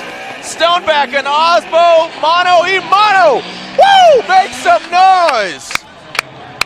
Wow. once again, I think Frederick Osbo showed you why he is the current champion and why when it is time to step up, he can do just that. Jeff Stoneback laid down an amazing chase run on the first battle, but Frederick Osbo came back with something that is just so awesome. It's really hard to describe. You can see here he's right in the pocket just like Jeff was, but he sticks with him through the smoke line here. He's not afraid, he's not back off, almost makes contact with him, but just gets his bumper in the perfect position without making contact, and then right back in the pocket again. Yeah, they look like synchronized swimmers out there. The way they're rotating the same, the movements look so similar, and how close Frederick was is very, very impressive. Now, with these type of battles, when they're this close, it's either somebody has to make a mistake or truly step up and do something extraordinary in either the chase or lead position. Well, the fans are asking for it here in the building. What do you guys say around the globe? Stoneback or Osbo? Are they going one more time? Do you agree or disagree? Here we go. Ryan says Frederick Osbo. Brian says Frederick Osbo, and it's unanimous. Osbo gets the victory and advances on taking out Stoneback. But hey, make some noise for Jeff Stoneback. 2 hard-fought battles against your defending champion, Stone Cold Stoneback. Yeah, from the top rope. In this case, Stoneback's not a loser at all. That was a phenomenal set of runs. The battle of the night so far for sure, and we hope to see more like them. I think Nick Dijon even giving a little daps there, saying, dude, killer job. I mean, he should hold his head high. I know his wife's here. And I mean, that one's up there for me. That was sick. Yeah, this year, that one was up there for me. I mean, you talk about it before, Forsberg and Honadel in Montreal, Gucci and Turk in New Jersey. That one stands out. And also Osbo and Kristaps in Orlando. All right, one more battle left, and it's a big one. This has, again, points at stake. Potential 3rd championship for that man. The NOS Energy Drink 370Z, first ever driver to potentially get 3 championships. He currently has 2. He's going against that of Justin Pollock, JTP, that flat black Roush Performance Falcon tire, weld wheels, Ford Mustang. Ryan, we just saw them do battle. What's going to be the big thing that either driver needs to do or really a point of contention for the judges after seeing their first battle? What Ryan mentioned, I think, is echoes pretty loudly here, is that both drivers made mistakes in the chase position. The judges looked at them and considered they were both about equal. Which driver can minimize those mistakes this time? And as Ryan said, stay out of the smoke. Try to get in the pocket on the first turn. Stay close to the driver so you're driving with muscle memory. And if you get caught in that smoke line, just try to focus and stay on that line. There's a lot of lights. I mean, you're coming down that no man's land, the power alley right now. It's smoke alley. So these guys are getting their headlights and the spotlights placed on them in more ways than one. Forsberg will lead. Justin Pollock will give chase. Our final battle of the top 16 to forge the Great 8. Forsberg out front.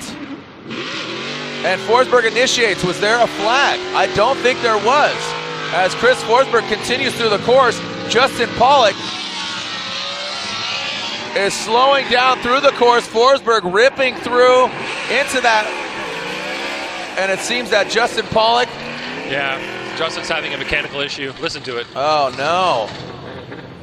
Oh, man.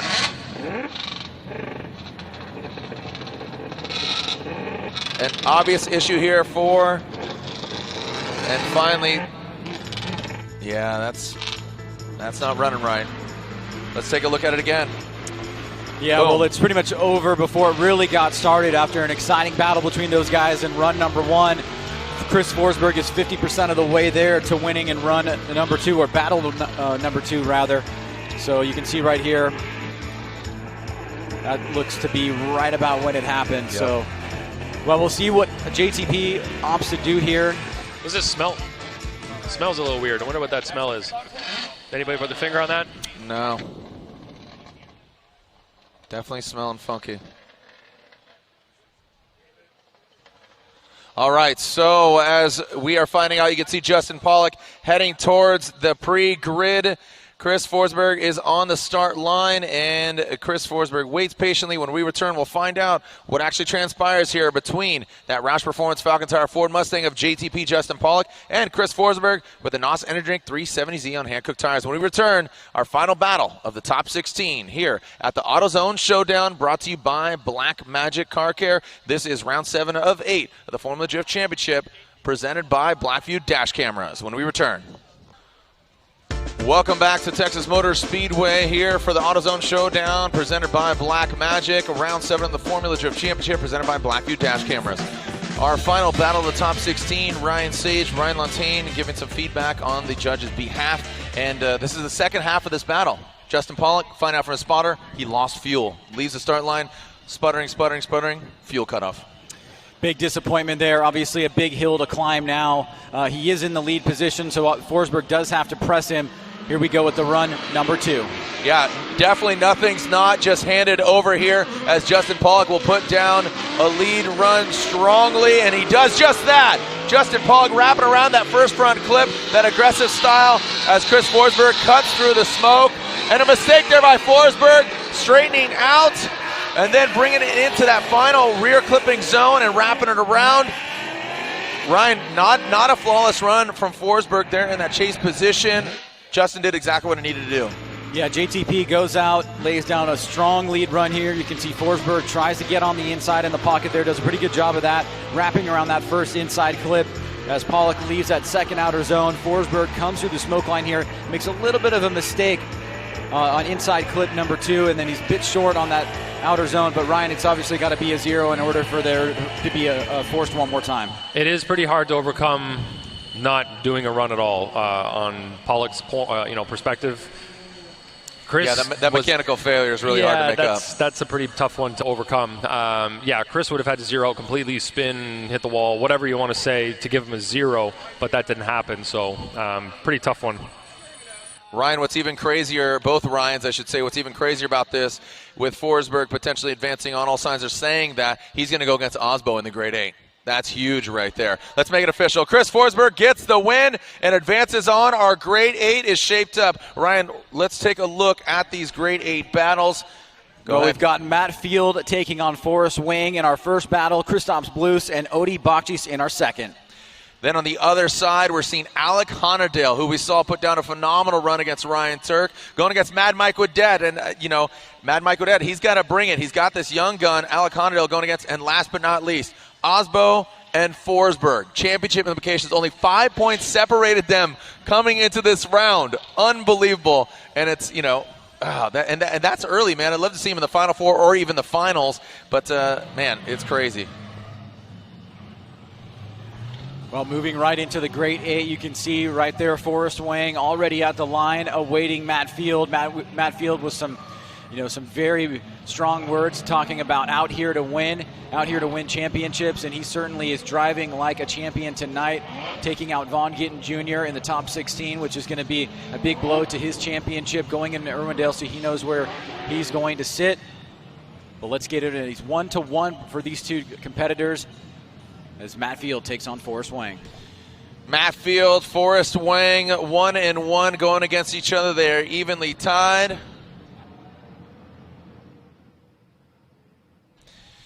So Forrest Wang, Matt Field. Forrest will lead. The Gitnuts Laboratory, S15 Sylvia on Hankook Tires. Matt Field, the Beast from the Bay, runs in the Golden Gate Drift Sanction Body, I believe, and is or used to, and now is a judge. So as the car operated on by Black Tracks Performance, Casino Matrix, Falcon Tires. Here we go. Rotiforms on the corners, Falcon Tires surrounding them. Forrest Wang out front. Field giving chase. How are these gentlemen going to do? Two definite young guns of the sport. Look at that Forrest Wang. Big angle. Matt Field right there. Into that second rear clipping zone. Both of them cutting through the smoke. Well done. Well played by Field into that final rear clip. Forrest maxing out that angle. There it is. Two definitely schools of thought. You have the V8 sticker on the back of the Sylvia, and you have the V8 under the hood of Field. Well, it's a great way to start off the Grade 8. Another solid lead run here by Forrest Wang, and a nice lead run, incredible by Matt Field, being able to navigate through this smoke line here, not make too many mistakes, keep the pressure on Forrest, but Forrest out front, pretty much doing everything you need to do in the lead run. Yeah, Matt did a good job in the chase position. He didn't have many corrections, just a couple of slight bobbles, but nothing too serious. You got to work hard to keep proximity, to stay out of that smoke line again, so you got to give him credit for doing that and not making any mistakes at all. Field will now lead. Wang will give chase. As you said, Ryan, a great way to start the Grade 8. Field and Wang. We got Blues and Odie. Man, this is going to be one for the ages here, and that smoke signal is the factor that everybody just needs to navigate around. As we are currently, looks like we're picking up that front clip, that first front clip here on the far side of the track. Remember, join us at or online the final round of the Formula Drift Championship, Irwindale, California. Buy your tickets now for Irwindale, the final fight, October 7th and 8th, the House of Drift, around 8. And I say that, and I stress that, that's the most rounds of Formula Drift competition we've had as we expanded to the Great White North, the first ever round of international competition for us to include into the overall championship. We've been there before. Drifting's been happening at St. Eustache in Montreal, but we've included it in the overall championship this year. So it's truly going to come down to no champion will be crowned tonight. And we've come close to it before, but it eventually got pressed on to Irwindale. Before, as in last year, actually. Yeah. So here we go. Matt Field will lead. Forrest Wang giving chase into that first rear clipping zone. Field, great degree of angle. Forrest Wang needs to gain that proximity a bit more. And Field ripping into that power alley. Forrest Wang compromises some of the angle, gaining some speed. Matt Field getting loose. Loosey-goosey into that final rear clipping zone. Aggressive driving by both these guys. Let's break this down, man. I mean, just taking both of those runs into play. Well, it seems the noticeable difference between the two runs is Forrest stays pretty good in the pocket, but back a little bit though, but then he lets Matt Field get away right here. Matt Field does fill that second outer zone, and he's tied on this inside clip. And as he transitions back around, he puts a lot of angle in the car, nearly getting or hitting that third outer zone. So Ryan, from your perspective, what's the takeaway here from Wang and Matt Field? That was a very fast lead run from Matt Field. We can see that he has a pretty quick car. He was able to keep proximity with Forrest Wang on Forrest's lead run, but Wang was not really able to keep that same proximity when chasing Field. So that was, I guess, the main takeaway. Field hit all the points, got to the outside zone like he should. The drivers await the outcome here. You can see the noses of these two fierce competitors. Round of applause for these two gentlemen, Field and Wang, who's moving on to the Final Four. And it's Matt Field, 777, strikes gold as he advances on into the Final Four. The Beast from the Bay from San Jose, California moves on. We have some breaking news. Lorette Nickel is with Mad Mike Wadette. Lorette? Mad Mike Wadette won the battle, but guys, we have bad news. Mike, what's happening? Oh man, just, we're pushing so hard as a team, and we haven't had any luck this year. It's been a real challenge, and we really felt like this was the event for us. The car, we managed to get the setup dialed for this event. It requires a lot of throttle. The little Mazda Red Bull MX-5 this was the night for the MX-5. And unfortunately, after that battle with Tyler, on the one more time battle, actually on my lead run, about half the track is really committed. So we're like full throttle, pretty much 100% of the course. And the one little inner clip where we come off, which is about halfway through, I breathed the throttle for like a second. The throttle didn't come off. It was still just stuck on full throttle. Had no idea what had gone on, so it kind of threw me a little further towards the wall. Managed to get through the section and we got the win. Obviously flicked off the power straight away, but just the boost pressure and everything is blowing the intake plenum. You can see here, so the welds have just absolutely separated from the intake plenum, which is just, oh man, I don't know, just such mixed results, mixed feelings right now. It's like, Oh man, we just put in so much work, and the fans, you know, they come from so far. It's not just here in Texas, you know, we meet so many people that come from overseas, and America's a big place, and I just feel like I'm letting everyone down this year. It just really sucks, but you know, that we're doing our best, like I say, and it's hard because this car, we just don't get to test it all the time. We have a busy schedule, and we're all over the place, and of course, I'd love to just be in this car and testing it all the time. Championship for 13 years, and you know, we feel like we have the package. You know, last year we had a really solid year. It's a development year for the car. We're consistently in the top 16, top 8s, qualifying in the top 10. And this year we just, been wrecking walls, and just not our year, unfortunately. I'm so sorry, Mike. Yeah, you know, it's a big letdown for the team, but you know, I feel more let down for the fans and the family. You know, I'm trying to do my best. It's hard away from home, and yeah, sorry guys, but we're out. Keep your head up. A lot of people that's still rooting for you, Mike. Thank you. An absolutely gutted Mad Mike Wadette. He gets the win, but unfortunately cannot advance on any further. You see the welds there, the damage done to the car, and just a testament to how hard these guys push. These vehicles push to their absolute limit. So unfortunately, Mad Mike Wadette will have to bow out of competition in his Grade 8 battle. But right now, it's Christos Blues and Odi Bakshis. Odi will be leading. Christos will be giving chase. And we've seen these guys do battle with their previous competitors, and here they are in the Grade 8. Who's going to get the win here as, man, both these guys really applying the pressure. We saw Odi Bakshis, get into that contact there with Michael Essa. Now here he is, minus that front fender. Kristaps, he was getting involved with Gucci there earlier, and, man, these guys are putting it down. Here we go. Odi Bakshis out front. Kristaps Blues in that HGK Motorsports Achilles Radial BMW giving chase. Odi initiates. Turns on the smoke machine, wraps around that front clip. Kristaps shortening up into that second rear clipping zone, wrapping around that front clip into that third and final rear clipping zone and around the final. I gotta say, Kristaps, I didn't think there was a lot of smoke in his face. He didn't get to that outside clipping zone, the second one. Well, it was definitely an aggressive run by Kristaps, but not necessarily with the precision that Ryan Lantane was talking about. Meanwhile, out front, Odi Bakshis was pretty deep into that second outer zone. Took a midline here, and he was super tight on that inside clip. He had a little bit of an adjustment right there, but barely noticeable. And so what do we take away from run number one with Kristaps Blues and Odi Bakshis, Ryan? Odi did a good job up until inside clip 2, but he did have a bit of a straight in there. The rotation was very slow, or didn't really happen the way he was hoping it would as he was going outside zone 3. So in the lead position, Odi really had that mistake right there.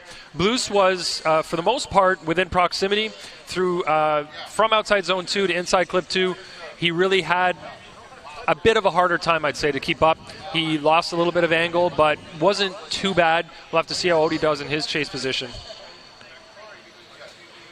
Christos Blues will now lead from Latvia as Odi Bakshis. Arc Performance feels suspension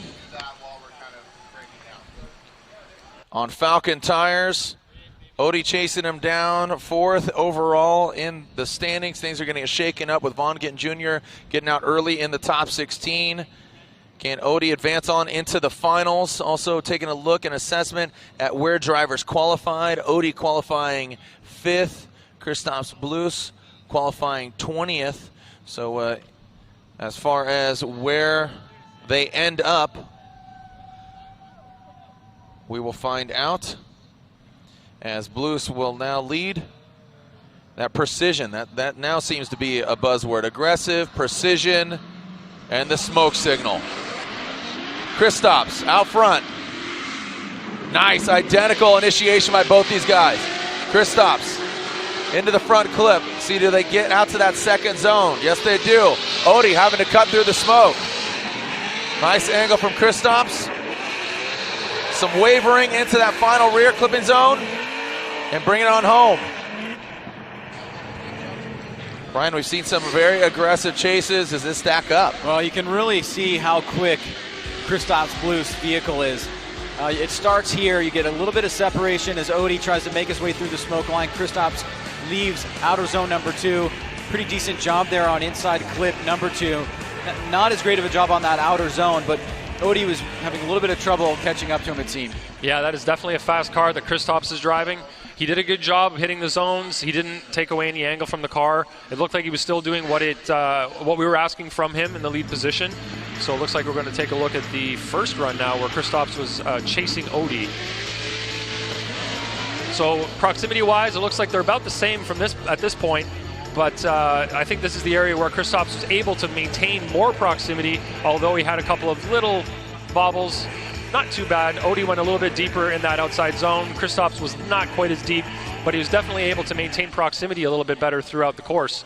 When Odie was chasing, he had a good lead to chase. He just wasn't able to maintain that proximity.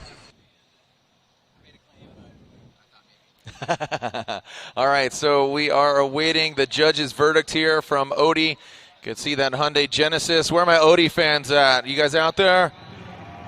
Where are my Kristaps Blues fans at? Kristaps, that Mass Motorsports VA-powered BMW. You can see the fans and the stands are packed here at Texas Motor Speedway. Here we go. Do we have a decision? Who's moving on to the Final Four? Who's going against Matt Field? Blues or Bakshis? Ryan says Bakshis. Brian says one more time. And Andy says Kristaps Blues. We are across the board. And hold on. That is incorrect?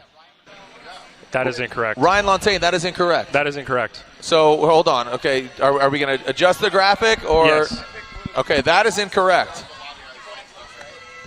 I voted one more time. It's a one more time. They're going one more time. Yes. They are going one more time. It was an input error on the computer. It was Ryan and Brian going one more time, correct? Two one more times. So two one more times, that majority rules. So Ryan and Brian saying one more time. They're going at it again. It's a one more time between Blues and Bakshis.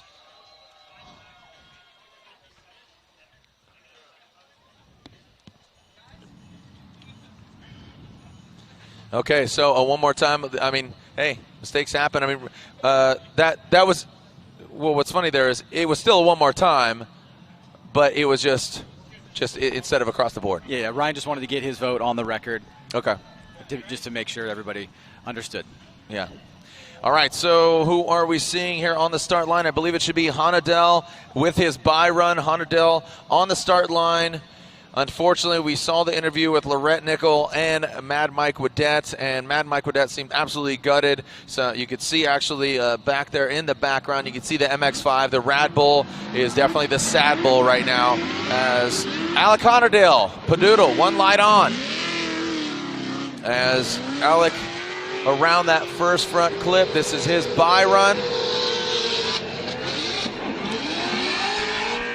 As he rounds out the course. Getting a little solo practice run here for him. He'll advance on. He goes against the winner of Osbo and Forsberg. Plot thickens. As Kristaps Blues and Bakshis are waiting, I see it looks like Osbo is in the burnout box. Are you ready, Texas and around the world? Championship implications and points are on the line. Your defending champion, the target on his back and on the side of his door, as Ryan said, maybe needs to pick up a sponsor there and put a target on the side, as Frederick Osbo zeroing in on Stoneback earlier, gaining the win. Again, your defending champion, Rockstar Energy Drink, Nexen Tire, SR by Toyota TCs from Ski, Norway. He won the last round in Montreal, Quebec, Canada. He's your 2015 champion. 1,000 horsepower out of that 2AR engine, number one on the door. Hashtag FDTX. 5 points separate him, and this basically shakes things up. 5 points at stake here between every spot. 100 points for the win, 95 for second, 90 for third. One of these drivers can't go any further than this.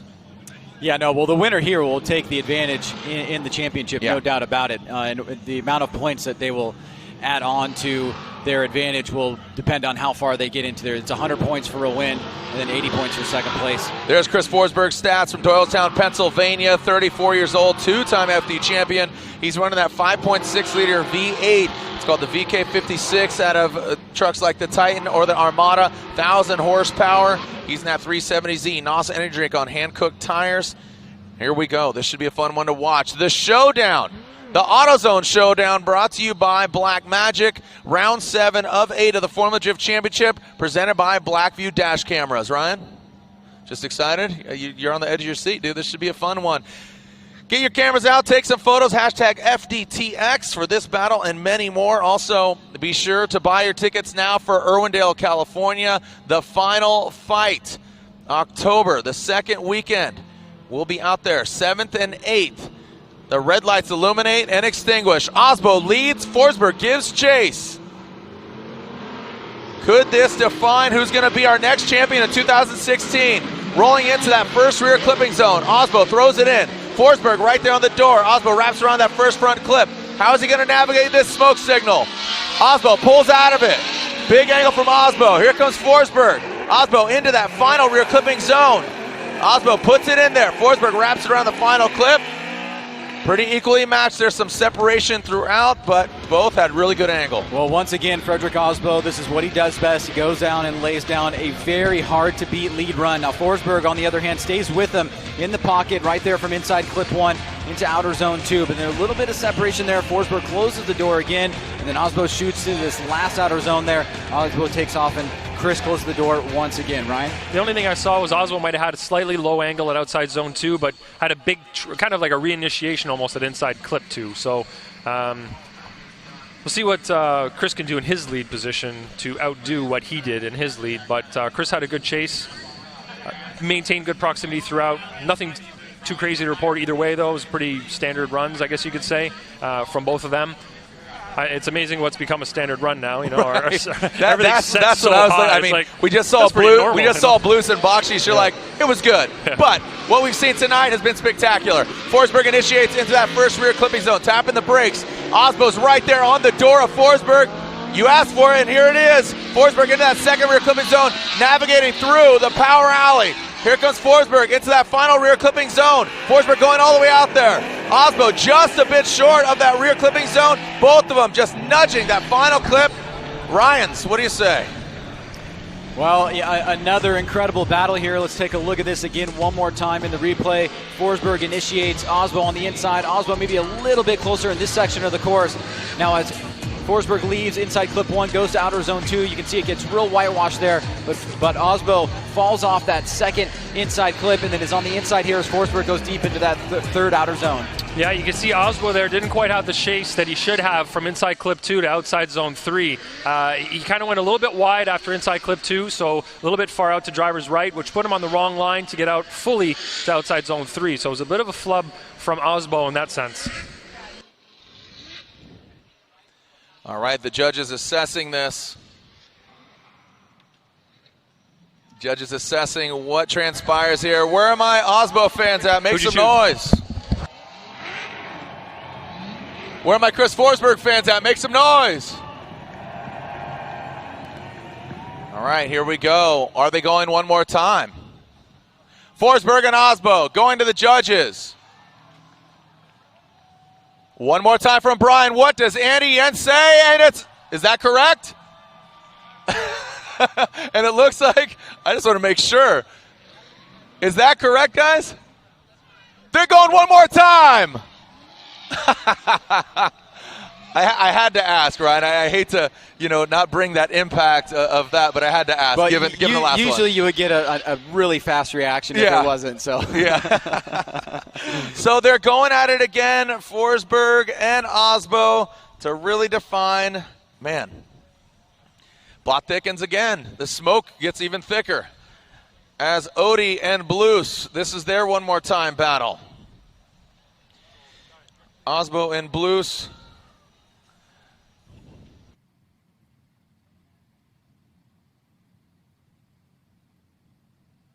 All right, here we go. Odie will be out front. Blues giving chase, or excuse me. Yep.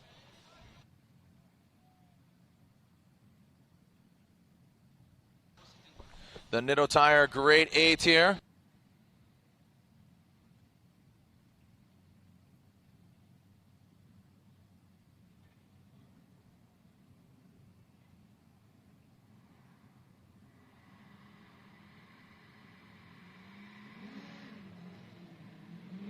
Here we go. Odie out front. Chris stops giving chase. into that first rear clipping zone. Kristaps crawling into it is Odie, and Kristaps nosing in around that first clip. And here comes Bakshis in that second. See him tapping the brakes. Kristaps massaging his way with that BMW into that final rear clipping zone. You see some shimming there from Kristaps. Odie, you know, out front. I want to look at this again. Well, here we go. Odie in the lead. Kristaps in the chase. Kristaps gets in early right there, nice and tight on the inside, sticking it to Odie around inside clip 1. Odie really on the throttle here. You can see Kristaps surges for a second as they get into outer zone number 2. You see a little tiny bit of separation there before they get into inside clip 2, then a little bit of a flub there by Kristaps in the chase position.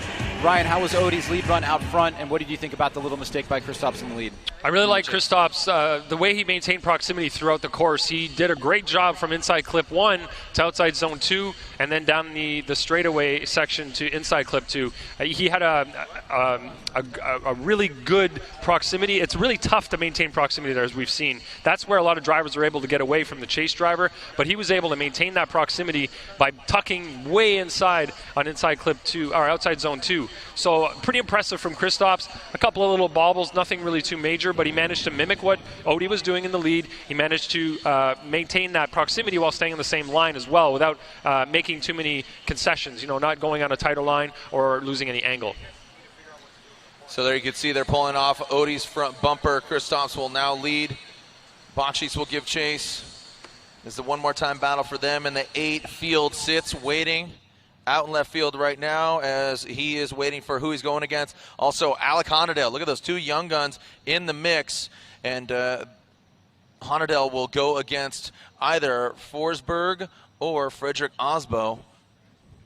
So it looks like, yeah, all right, taking a look at the qualifying results as well. That dictates who gets the final podium spot. Here we go. As Kristaps initiates. Here comes Odie. Kristaps around that front clip. Not getting all the way deep in that second rear clipping zone. Odie, big separation here. Kristaps throwing it in. Gangster into that rear clipping zone.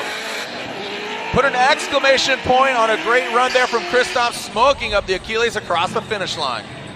Well, I think, you know, this time Kristaps was able to go down and lay down a very solid lead. You can see that rate to angle on initiation was just absolutely solid. Odie back a little bit further than Kristaps was to him on his lead position. You can see Kristaps doesn't get totally deep into that second outer zone, but he's got a clean line here on inside clip 2 and super deep into outer zone 3. Yeah, that was that going into outer zone 3 was one of those moments where we all kind of just tightened up every muscle in our bodies, hoping he wasn't going to go in right there. Really exciting run from Kristaps. It's a fast car. Odie was able to keep some proximity from outside zone 1 to inside clip 1, but from that point on, Kristaps was just able to pull away from him while maintaining that angle and putting together a pretty good run in the lead position. Left for Blues, right for Bakshis. Kristaps Blues gets the win.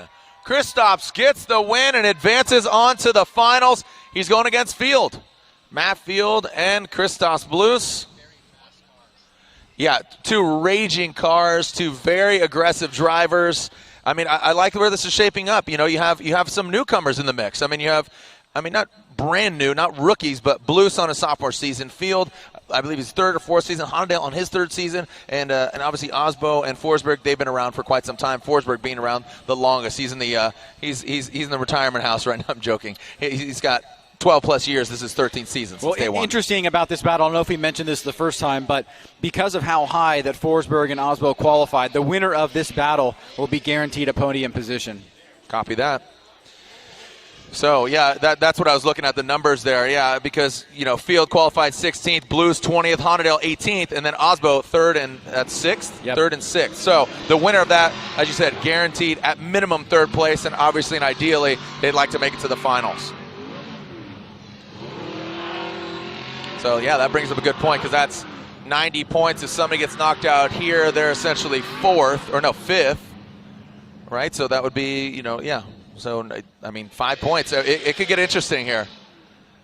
Talking math here as we're getting tranced out. As we are seeing, again, the one more time of Frederick Osbo, the Norwegian Hammer, your defending champion in that Rockstar energy drink. Nexen Tires, SR by Toyota TC, operated by Papadakis Racing. going against Chris, the Force Forsberg, in the NOS Energy Drink 370Z on hand-cooked tires, operated by CFR. Chris Forsberg Racing.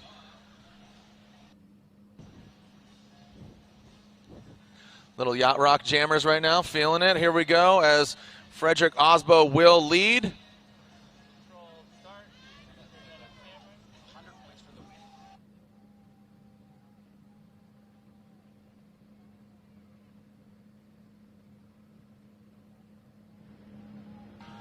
All right, so yeah, here we go. Osbo in first. Excuse me, Osbo, he will lead. He has that number 1 card there because of his defending championship, as we are clear to send. Osbo will lead. Forsberg will give chase. The first portion of this one more time battle. Osbo initiates into that first rear clipping zone. Forsberg trying to close the gap around that first front clip, taking it out. Into the second rear clipping zone. Goes Osbo. Forsberg zeroing in. Osbo wrapping it in. Forsberg shallowing up. Way shallow on that final rear clipping zone as Forsberg wraps it around. Well, you can see that latter part of the course for Chris Forsberg starting to manifest itself as they left outer zone number 2. You can see right here, Chris is in the pocket, a little bit less angled than Frederick. Frederick hits that inside clip nice and tight. Now watch as Frederick gets to this second outer zone. Right here, Chris is going to go a little bit long, and it's going to cause him to get on the wrong line as he transitions into the third and final outer zone. Ryan, is that how you saw it? That's a pretty big mistake from Chris. He ended up wide on his right after inside clip 2, just before outside zone 3, and he missed that zone entirely. You can see he was on the brakes, left foot braking a little bit to try to keep angle in the car while he was on the throttle, trying to get back onto line, but he really, really made a big mistake there. That's pretty significant. Well, we saw that from him earlier, not against Osbo, but in a previous battle against another competitor, and it seemed to rear its ugly head once again.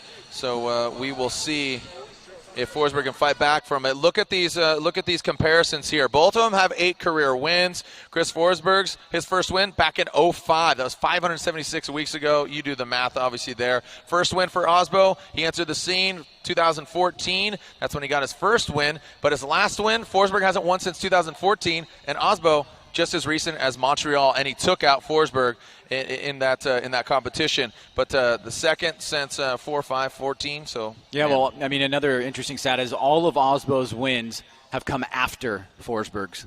Wow, that's crazy. So yeah, it just goes to show you, just obviously the progression and what's going on with the sport, some new blood, and I think a testament to that is seeing Blues, Honadale, and Field joining one of these drivers in the Final Four. And in a variety of vehicles, you got 2 S chassis, but you got a BMW, you have a SR by Toyota TC, and a 370Z. So a wide variety of tire manufacturers, vehicle builds, engines, a lot at stake here. Forsberg, he's going to be out front. Osbo giving chase. Forsberg's going to do exactly what he needs to do. And he's praying that Osbo behind him potentially makes some mistakes as Forsberg pulls it into that first front clip. Into the second rear clipping zone. Osbo bringing it into that front clip. Osbo, a big mistake by Osbo. Osbo, a major correction there by Osbo, and Forsberg brings it around.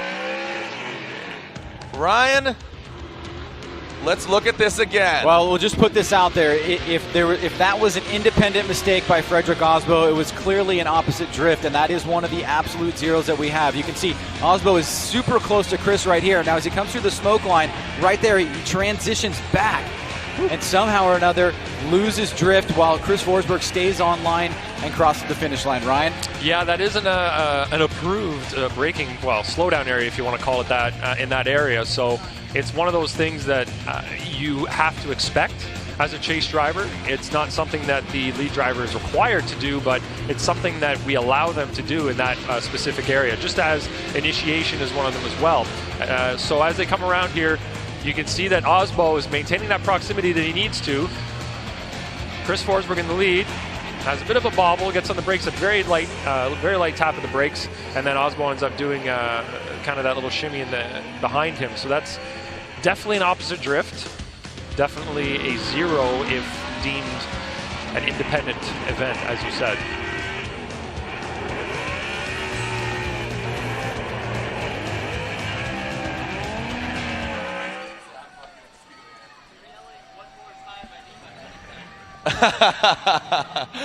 All right. What do you guys think out there in Texas? You guys having fun? Tell everybody to tune in now. FormulaD.com. Slide them left for Forsberg, right for Osbo. Is it unanimous? Are they going one more time? And it's unanimous. Chris Forsberg gets the win. Forsberg gets the win and takes out your defending champion and also championship contender. So that means Forsberg is guaranteed a podium, third place at minimum. Our final four is set. Matt Field versus Christoph Blues. And on the other side, Alec Honadale versus Chris Forsberg, which, Ryan, you said it had one of the most exciting battles earlier this year. Yeah, in Montreal, it was my favorite battle of the year so far. Great to see those guys in the Final Four, and we've got some heavy drifting left to go with there's just a few battles left.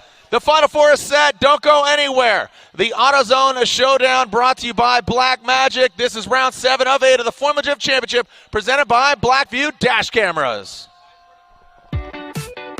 This presentation of Formula Drift has been brought to you by Blackview, Over the Cloud, Nexen Tire, Driving Tomorrow, Nitto Tire, Fueled by Enthusiasts, AutoZone, Get in the Zone.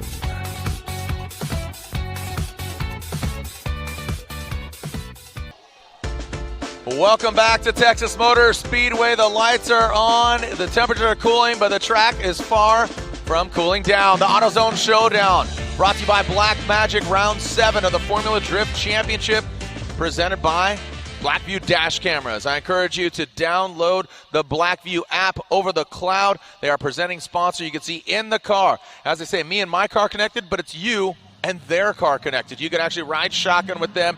You get to hear some dialogue. You get to see in the car. And with these smoke signals, it makes it pretty darn exciting. So I definitely encourage you to download the app for both this round and future rounds, including our final round, the second weekend of October. Come join us as we are getting set for our first battle of the Final Four.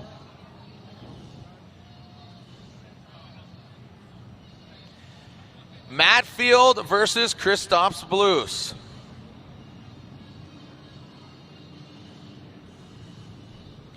Matt Field, the 777. He has never won a podium before.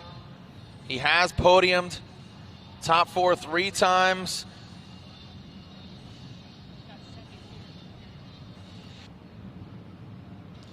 Yeah, he has great success here in Texas. And again, going against Christoph Blues as we are ready to see them go at it. They've gone against each other before. Christoph's got his first podium in Orlando. Can he back it up again? The winner's going to the finals. Here we go. Matt Field throwing it in. Christoph Blues, two very aggressive drivers. Christoph taking a very wide line. Unfamiliar territory for Blues as Blues all over the course. Re-entering on the course, and looks like Matt Field is going to have a major advantage here, or just an advantage in general. Christoph's going rallycross there. Well, I don't want to be trite, but I think the worst thing about this run is that there's going to be a lot of dirt on the track now. You can see Matt Field just blaze a huge cloud of smoke, but what happens is Christoph Blues in the chase position was on a wide line there, and he drove completely off course. So Ryan, obviously that's going to be a 0 for Christoph Blues. It is definitely going to be a 0. I just love that he didn't really lift off the throttle that whole time. That was some commitment from Blues. You can just see he gets lost in the smoke, doesn't know where he is, and ends up going off track.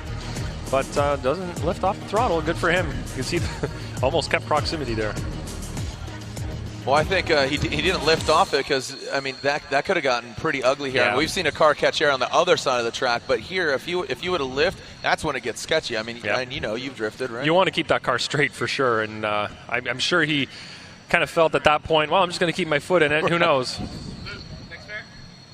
All right, so Christoph Blues is calling a competition timeout. No better time than now, to be quite honest. I mean, he's in the Final Four. He's got to call it, make sure his undercarriage is all good, and Blues really, uncharacteristic of him from what we've seen all night. Yeah, it was a really interesting line and approach that he took, and it was just wide enough to get caught right in the plume of Matt Field. I was super interested to see what the outcome of this battle was going to be because tonight Matt Field and Kristaps Blues, to me at least, clearly have had some of the quicker cars in competition. And seeing those guys do battle together was going to be very, very interesting. It was interesting, but in probably the wrong kind of way. Yeah. All right. So as we wait to clean up the track, you can see the vehicle of Chris Forsberg, the NOS Energy Drink 370Z on Hankook tires, awaiting to go against Alec Honordale. Lorette Nickel caught up with the Force earlier. Chris Forsberg with championship implications. How did you approach that run with Frederick Osbo?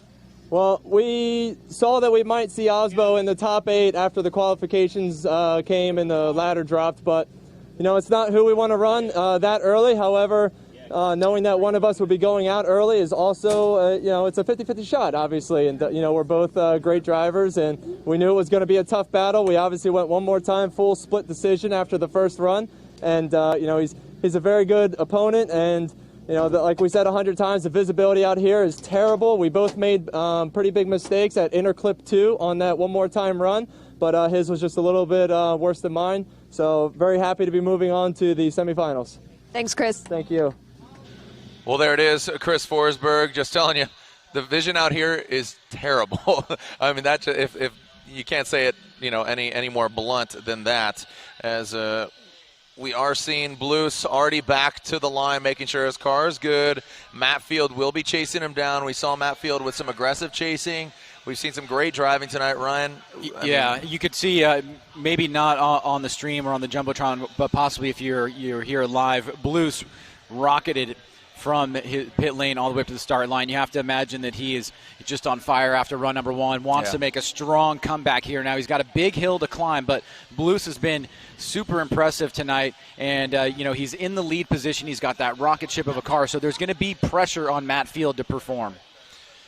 So as we are getting ready for the track cleaning and Blues awaits, why not again give you an opportunity to win a Blackview dash camera. We've talked about Me and My Car Connected, Blackview over the cloud. Text BVTX to 38714 for a chance to win a free Blackview dash cam. Must be 18 or over to enter. Retail value $399. As again, you could win a Blackview dash camera. These guys have seen battle against each other one time before. That's Matt Field and Kristaps, with Matt Field winning at Long Beach earlier this year. And just looking at some of the stats again as we are clearing up the track. And as you said, Matt Field really putting his mark on getting his first ever podium here in Texas, second place here in Texas. As we are clearing up the track. Go to FormulaD.com for all your information. Pick up your official merchandise. Ryan, I wonder how everything shakes out. I mistakenly just totally just had a zap. 100 points for the win, and then the increments are not 95-90, as I said earlier, kind of just spaced right there. 107 total points, including the qualification. So depending on how you qualify, there's a maximum of 107 points there, I believe. And then 100 for a win, 80 for second place, 64 for equal third. So, or 64 for third, and then 48 all the way down to the remainder of the top 16, top 32. So that shakes things up there for Osbo, Forsberg, and obviously Gittin, and you know, Odie going out earlier. So coming into Irwindale, things are going to get interesting and very spicy. But talking about spicy, all joking aside, Lorette Nickel caught up with Alec Honordale. Alec Honordale is moving on, and those electrical gremlins that we talked about earlier in the day have not disappeared. Alec, walk us through what is going on. So first it started off with my lights coming on and off, and they wouldn't stay on, so we had to fix that. And now the car was shutting off during our follow run with Turek, so we had to clutch kick it, and thank God it came back on. And then right before my lead run, I saw some smoke coming out of the engine bay. I was like, guys, but we're going for it. And then ended up passing Turek into the grade 8, and now up against either Mad Mike or Tyler McCory, whoever wins this. Okay. Who would be your first choice? That's a hard one to say. I love them both. They're both great guys. Mad Mike, we've gone against each other quite a few times. I don't think I've ever battled against Tyler McCory, so it'd be fun to do something challenging and new. But I'm down for either one. It's just a lot of fun out here, and all the drivers are great. Alec, thank you. Thank you. Well, as you can tell, that interview there earlier on, and he advances on into the Final Four. But Alec Honadale, as he said, just they're rearing their ugly head. Maybe they're just getting a little too nuts over there at the laboratory of Get Nuts Laboratory and Juku Racing Team. But Alec Honadale has found himself going against Chris Forsberg in the Final Four, as we will round out this side of the bracket. As we said, Blues and Field. Blues with that Blues with that major mistake. You can see how much of those rocks have just got kicked on to the course. So with that, with Christoph Blues going way off course, he brought a lot of it back on. So we'll clear things up here in just a little bit. Thank you for your patience as we'll continue when we come back. A short commercial break, and then we'll be ready to send it here as Blues and Field do battle. Round 7 of the Formula Drift Championship presented by Blackview Dash Cameras. When we return, we continue here with Final Four action.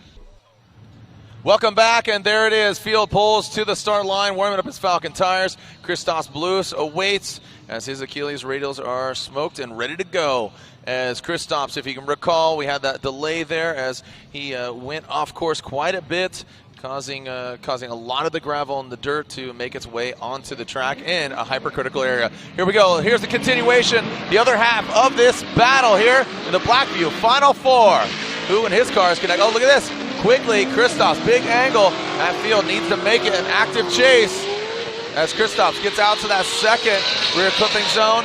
Stays out of the smoke as Field, whoa, Field dancing with the devil as Christos brings it around. And it looks like no major mistake, especially by comparison to Christop's major one on that first portion. Yeah, well, it's been a common refrain that we've been mentioning here tonight. When a driver has a 0 on the first run, we would need to see the other driver complete a 0 in order to force it one more time. Ryan, I can't imagine that happened here in run number 2.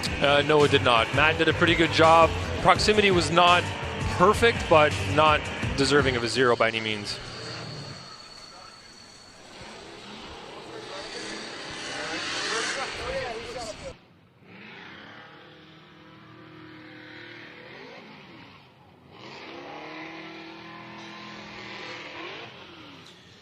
Here we go, going to the judges. Slide them left for Blues, right for Field. You have to assume, and there it is. Matt Field's going to the finals. He's going to repeat here in Texas, where he ends up at minimum second place, but he wants to get on top. The Beast from the Bay wants to get his first ever Formula Drift win. Now, Alec Honadale and Chris Forsberg, they've seen battle against each other earlier this year, and as you said, it was an exciting one. Chris Forsberg, as Alec has seen the podium once before, and it was in Seattle last year. Second at Monroe last year. He has not seen a win, but Forsberg and Honadale, this is the third year for Honadale in Formula Drift competition. Alec Honadale from Destin, Florida, 20 years old, the youngest driver competing in Formula Drift, 910 horsepower, supercharged LSX 240SX. That's Alec warming up his Nexen tires underneath his Injuku Racing Get Nuts Laboratory S14. Forsberg awaits on the line. 4 battles between them, and Honadale's only won once. And that was as he got second in Monroe in 2015.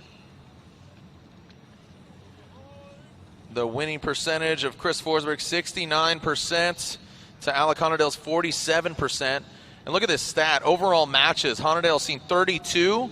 Chris Forsberg, 254 matches to overall. Unbelievable. Here we go.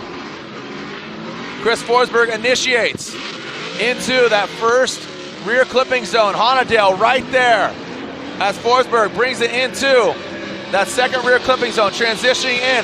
Honadale right in the mix, taking out that front clip into that final rear clipping zone. There's Forsberg and bringing around that final clip. Great chase job there by Honadale. Well, Honadale starts off just incredibly, as is Forsberg in the lead position. We're going to see towards the latter part of the run, Honadale make what I seem to be a little bit of a mistake in the chase position. But look at this. I mean, locked in right there. Forsberg wraps around that first inside clip, pretty deep into that second outer zone. And then right here, I don't know that Honadale gets the timing just right. He has to straighten out there a little bit and maybe makes a minor mistake in the chase position. Yeah, that was a pretty big straighten from Honadale in the chase position at inside clip 2. Forsberg did a good job in the lead position, but Honadale was pushing really hard. He had great proximity from initiation through to that point. Now he's on fire, literally. Literally on fire. So Honadale pulls back up to that start line. Let's take a look at this again here. Kind of a lot going on up here on the tower. Ryan, walk us through it. Well, you can see right here, Forsberg perfect on that inside clip. But look how close Honadale is right here. Now on the transition back around, he's not going to get it just right. You can see Chris is the one that actually hits that cone, but Honadale was heading straight for it, head on. And then he was able to get back in the pocket here towards the end. But as Ryan said, a pretty significant mistake on inside clip 2 for Alec Honadale. So we are seeing Honadale's vehicle off to the side. Man, who's going to put a mark on Texas? Remember, Forsberg guaranteed at minimum 3rd place. Honadale wants to get back on the podium. Interesting here. With that's what I was going to say. If Forsberg wins here, then Honadale would get 3rd because he's above Blues in qualifying. So either way, Honadale podiums. Either way, Honadale podiums, and either way, Forsberg podiums. So it's those 3. It just depends on what order Honadale, Field, Forsberg, how things are going to unfold. Blues is in 4th place. He qualified 20th compared to Honadale. Interesting turn of events here. As we are seeing now Honadale, he's on fire. As making some memories here at round 7 of the Formula Drift Championship. If you want to make some memories, go to Daddy Jack's Tattoo, Keller, Texas. I know Jack's here in the building, Daddy Jack's, Keller, Texas. Head on over there, check him out. Get a sweet tattoo. I headed over there last year and the year before. Good time over at Daddy Jack's in Keller, Texas. As Alec Honadale is on fire right now as we are. What's going on with Honadale? It looks like he might be pulling up.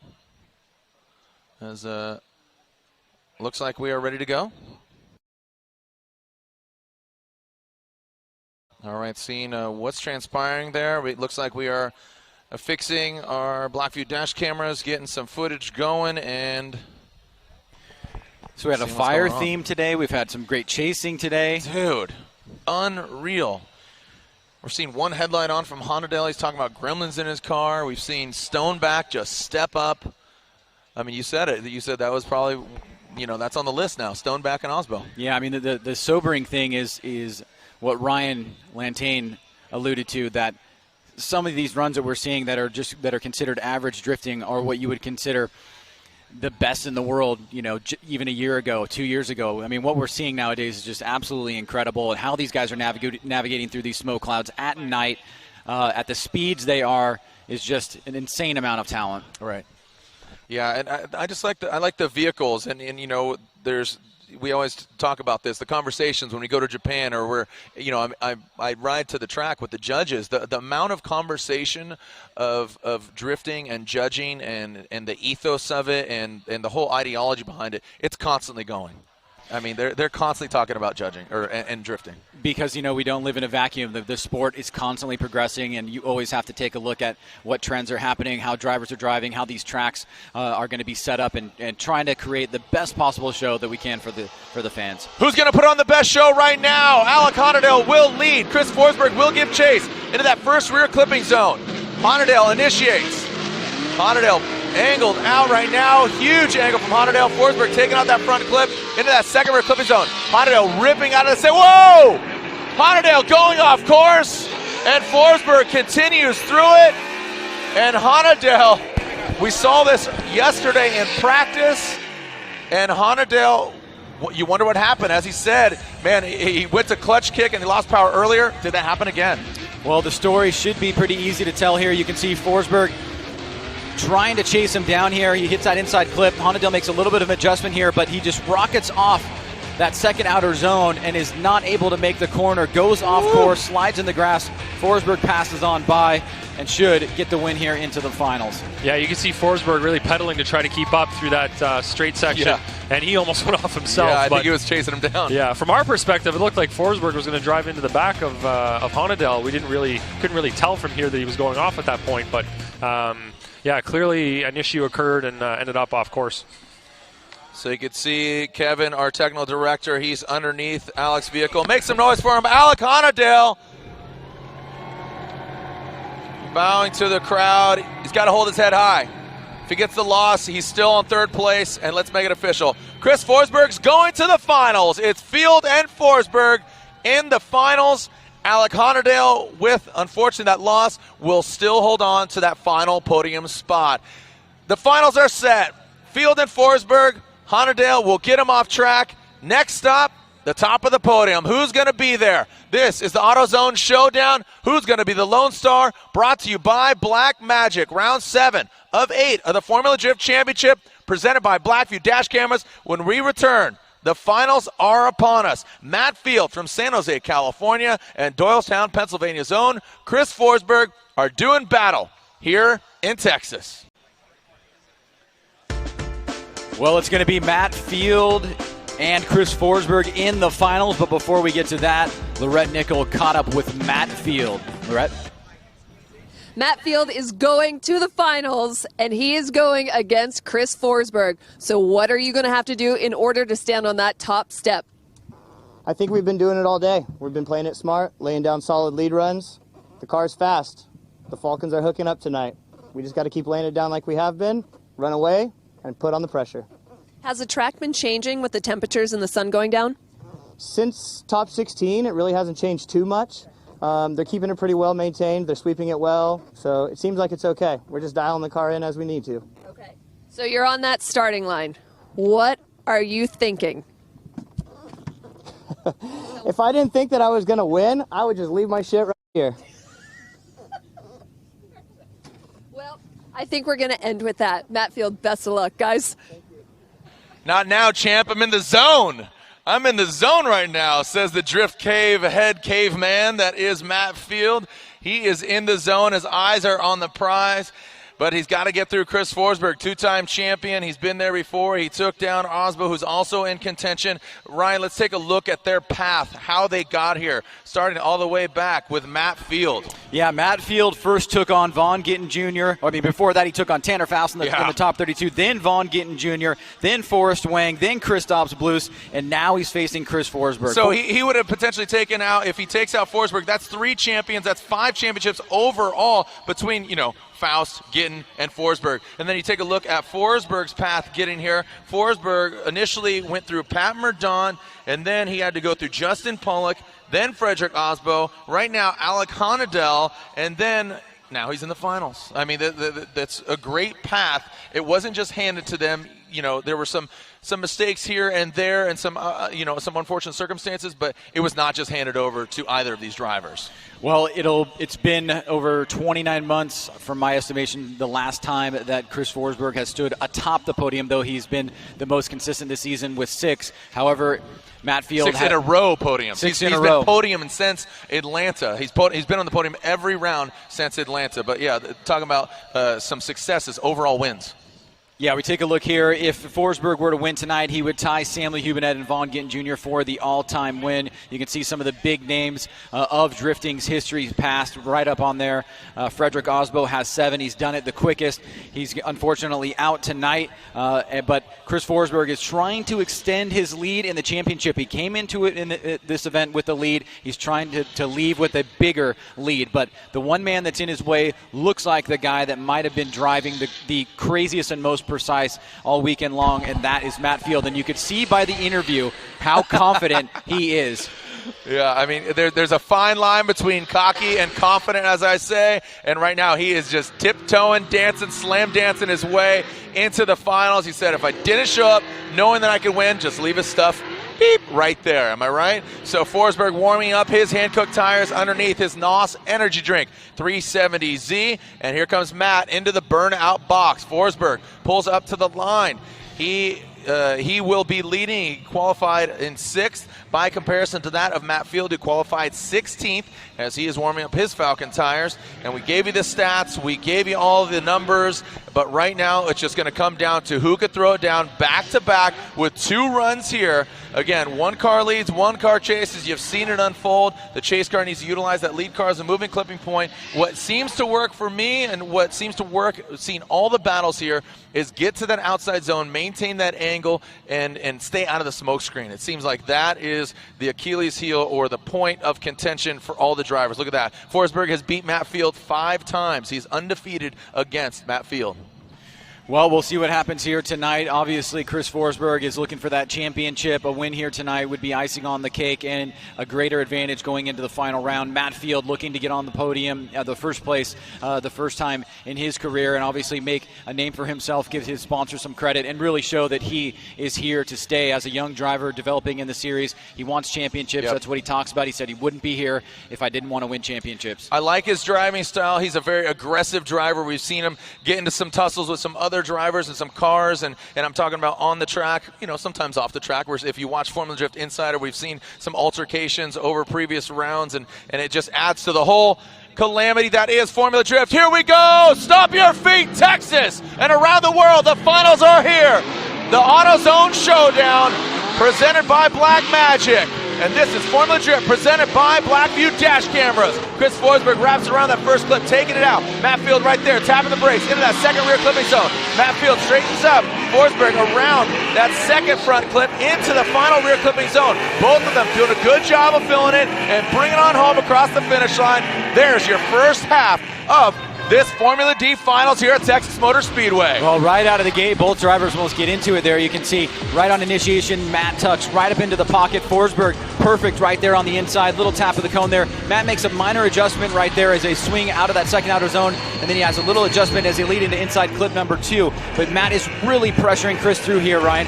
And Forsberg looks like he's got a solid lead run. Yeah, Forsberg really faultless in the lead. Nothing too major, a couple of little bobbles, nothing really too serious. But Matt in the chase really putting on a lot of pressure, taking that drive aggressively to heart, and he's been doing it all night. So this run right here that we just saw probably had a little bit of a straighten there, going from outside zone 2 to inside clip 2. It wasn't major, but there was a slow rotation in that car, maybe a slight loss of angle, but we're going to have to see. For Field, absolutely in the chase position. But he's trying to maintain proximity, try not to let Chris get away, because you don't want to get into that smoke, as we've shown up until now. All right, remember, this is the finals, but we have our next broadcast. We're going to Wild Horse Motorsports Park. That is September 30th and October 1st. It's a dedicated Pro 2 round. I'll be out there. It's right in my backyard. I live in Arizona, so I'm stoked to do an event actually in my backyard to get to drive to work. What a nice luxury, right? Well, tune in September 30th, October 1st. Go to FormulaD.com. Check the Pro 2, as that is the finals, or crown a Pro 2 champion, and it's coming down to the wire on who's going to get it. But join us September 30th and October 1st.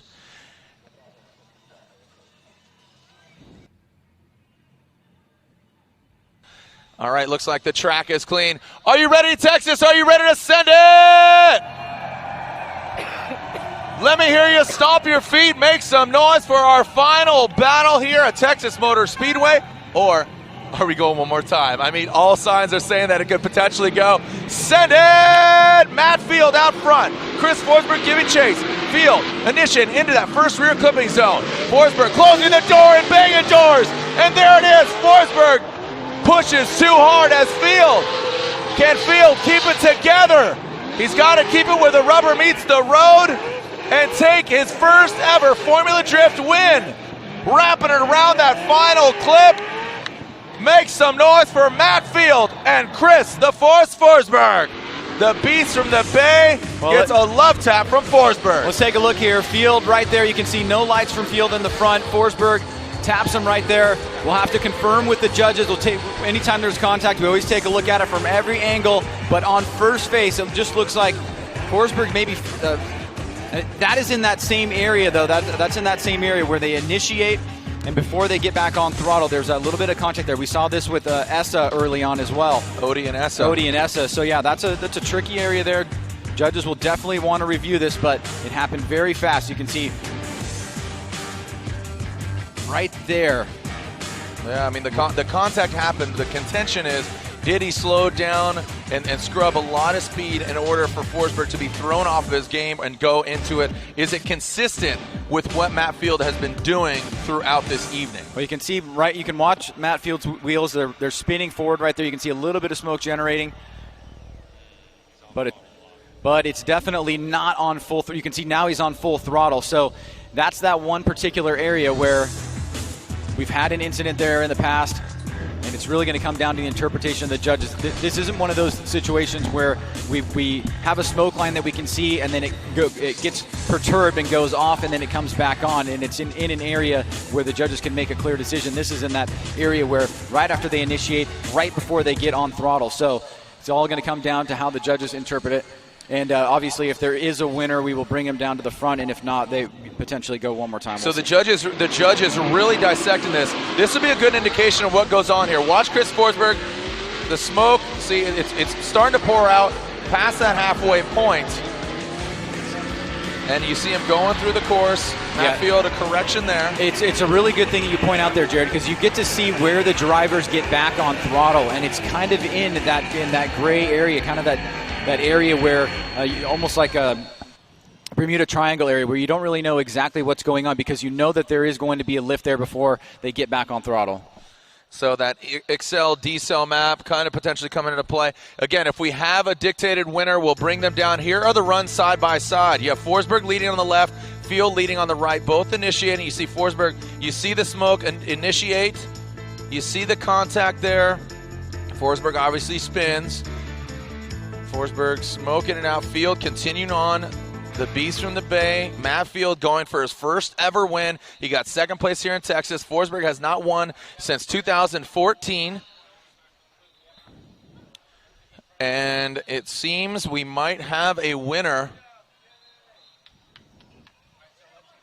And we will bring all three drivers down here front and center where it all began for our top 16 drivers. And we'll introduce them, or excuse me, we'll let you know who is third, of course, and that is Alec Conadale. And then we'll announce the winner, and you'll know who gets second place. So, did you guys have fun tonight, Texas? Oh, come on. I said, did you guys have fun tonight, Texas, and around the world? Thank you for joining us out here. Join us at the next round of Formula Drift on formuladrift.com/live. As we have Pro 2 October 1st, and then we have our final fight to crown a 2016 champion. You're going to want to tune in as the championship has truly heated up for Osbo, for Forsberg, for Gittin. Bakshi's taking things up, but it's truly coming down to those three gentlemen. And mathematically, we haven't done it unofficially with Von Gittin Jr. going out early. It seems that we have a winner. We have a winner. We'll bring them down here to the front and center, and then join us at the podium right here in the paddock area. We'll spray some champagne and give out our signature carbon fiber trophies. So here we are bringing them up front and center. Make some noise for them as they get outside of their vehicles. A hard-fought battle all the way till the end. Ryan Matt Field going for his first ever win.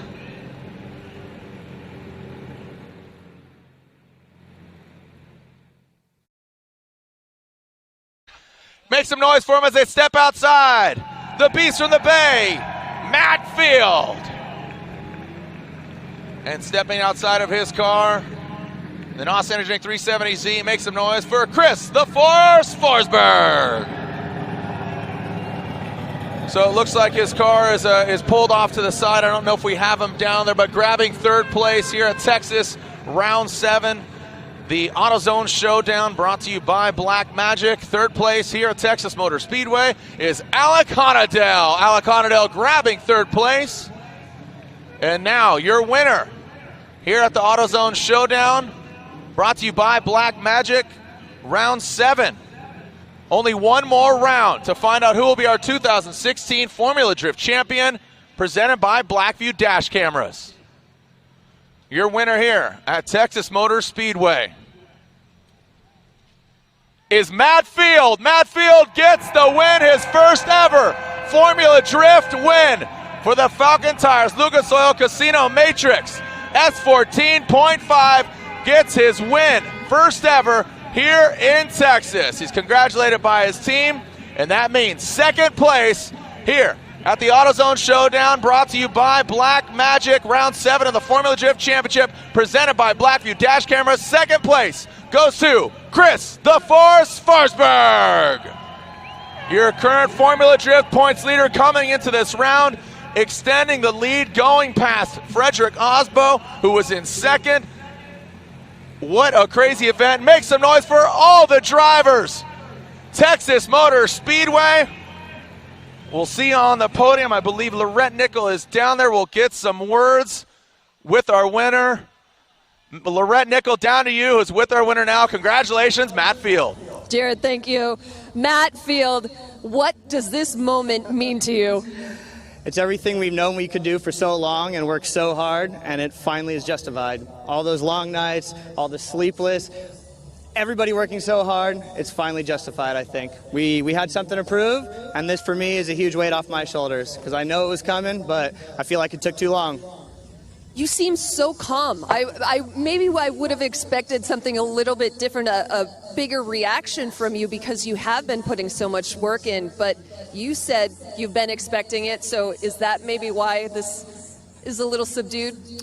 I don't want to say expecting it, because drifting is a really unexpected sport, but I've been working long and hard enough, and I know that the car is good enough, so I guess I'm happy that I have finally been able to drive the car there, because the boys have given me a car that is good enough for a long time. Now, what does this do for your confidence going into Irwindale? I love Irwindale, and we always seem to do fairly well there, and I know this car rips there, so we're going to try to give it another W. That's it. Matt, congratulations on your first win.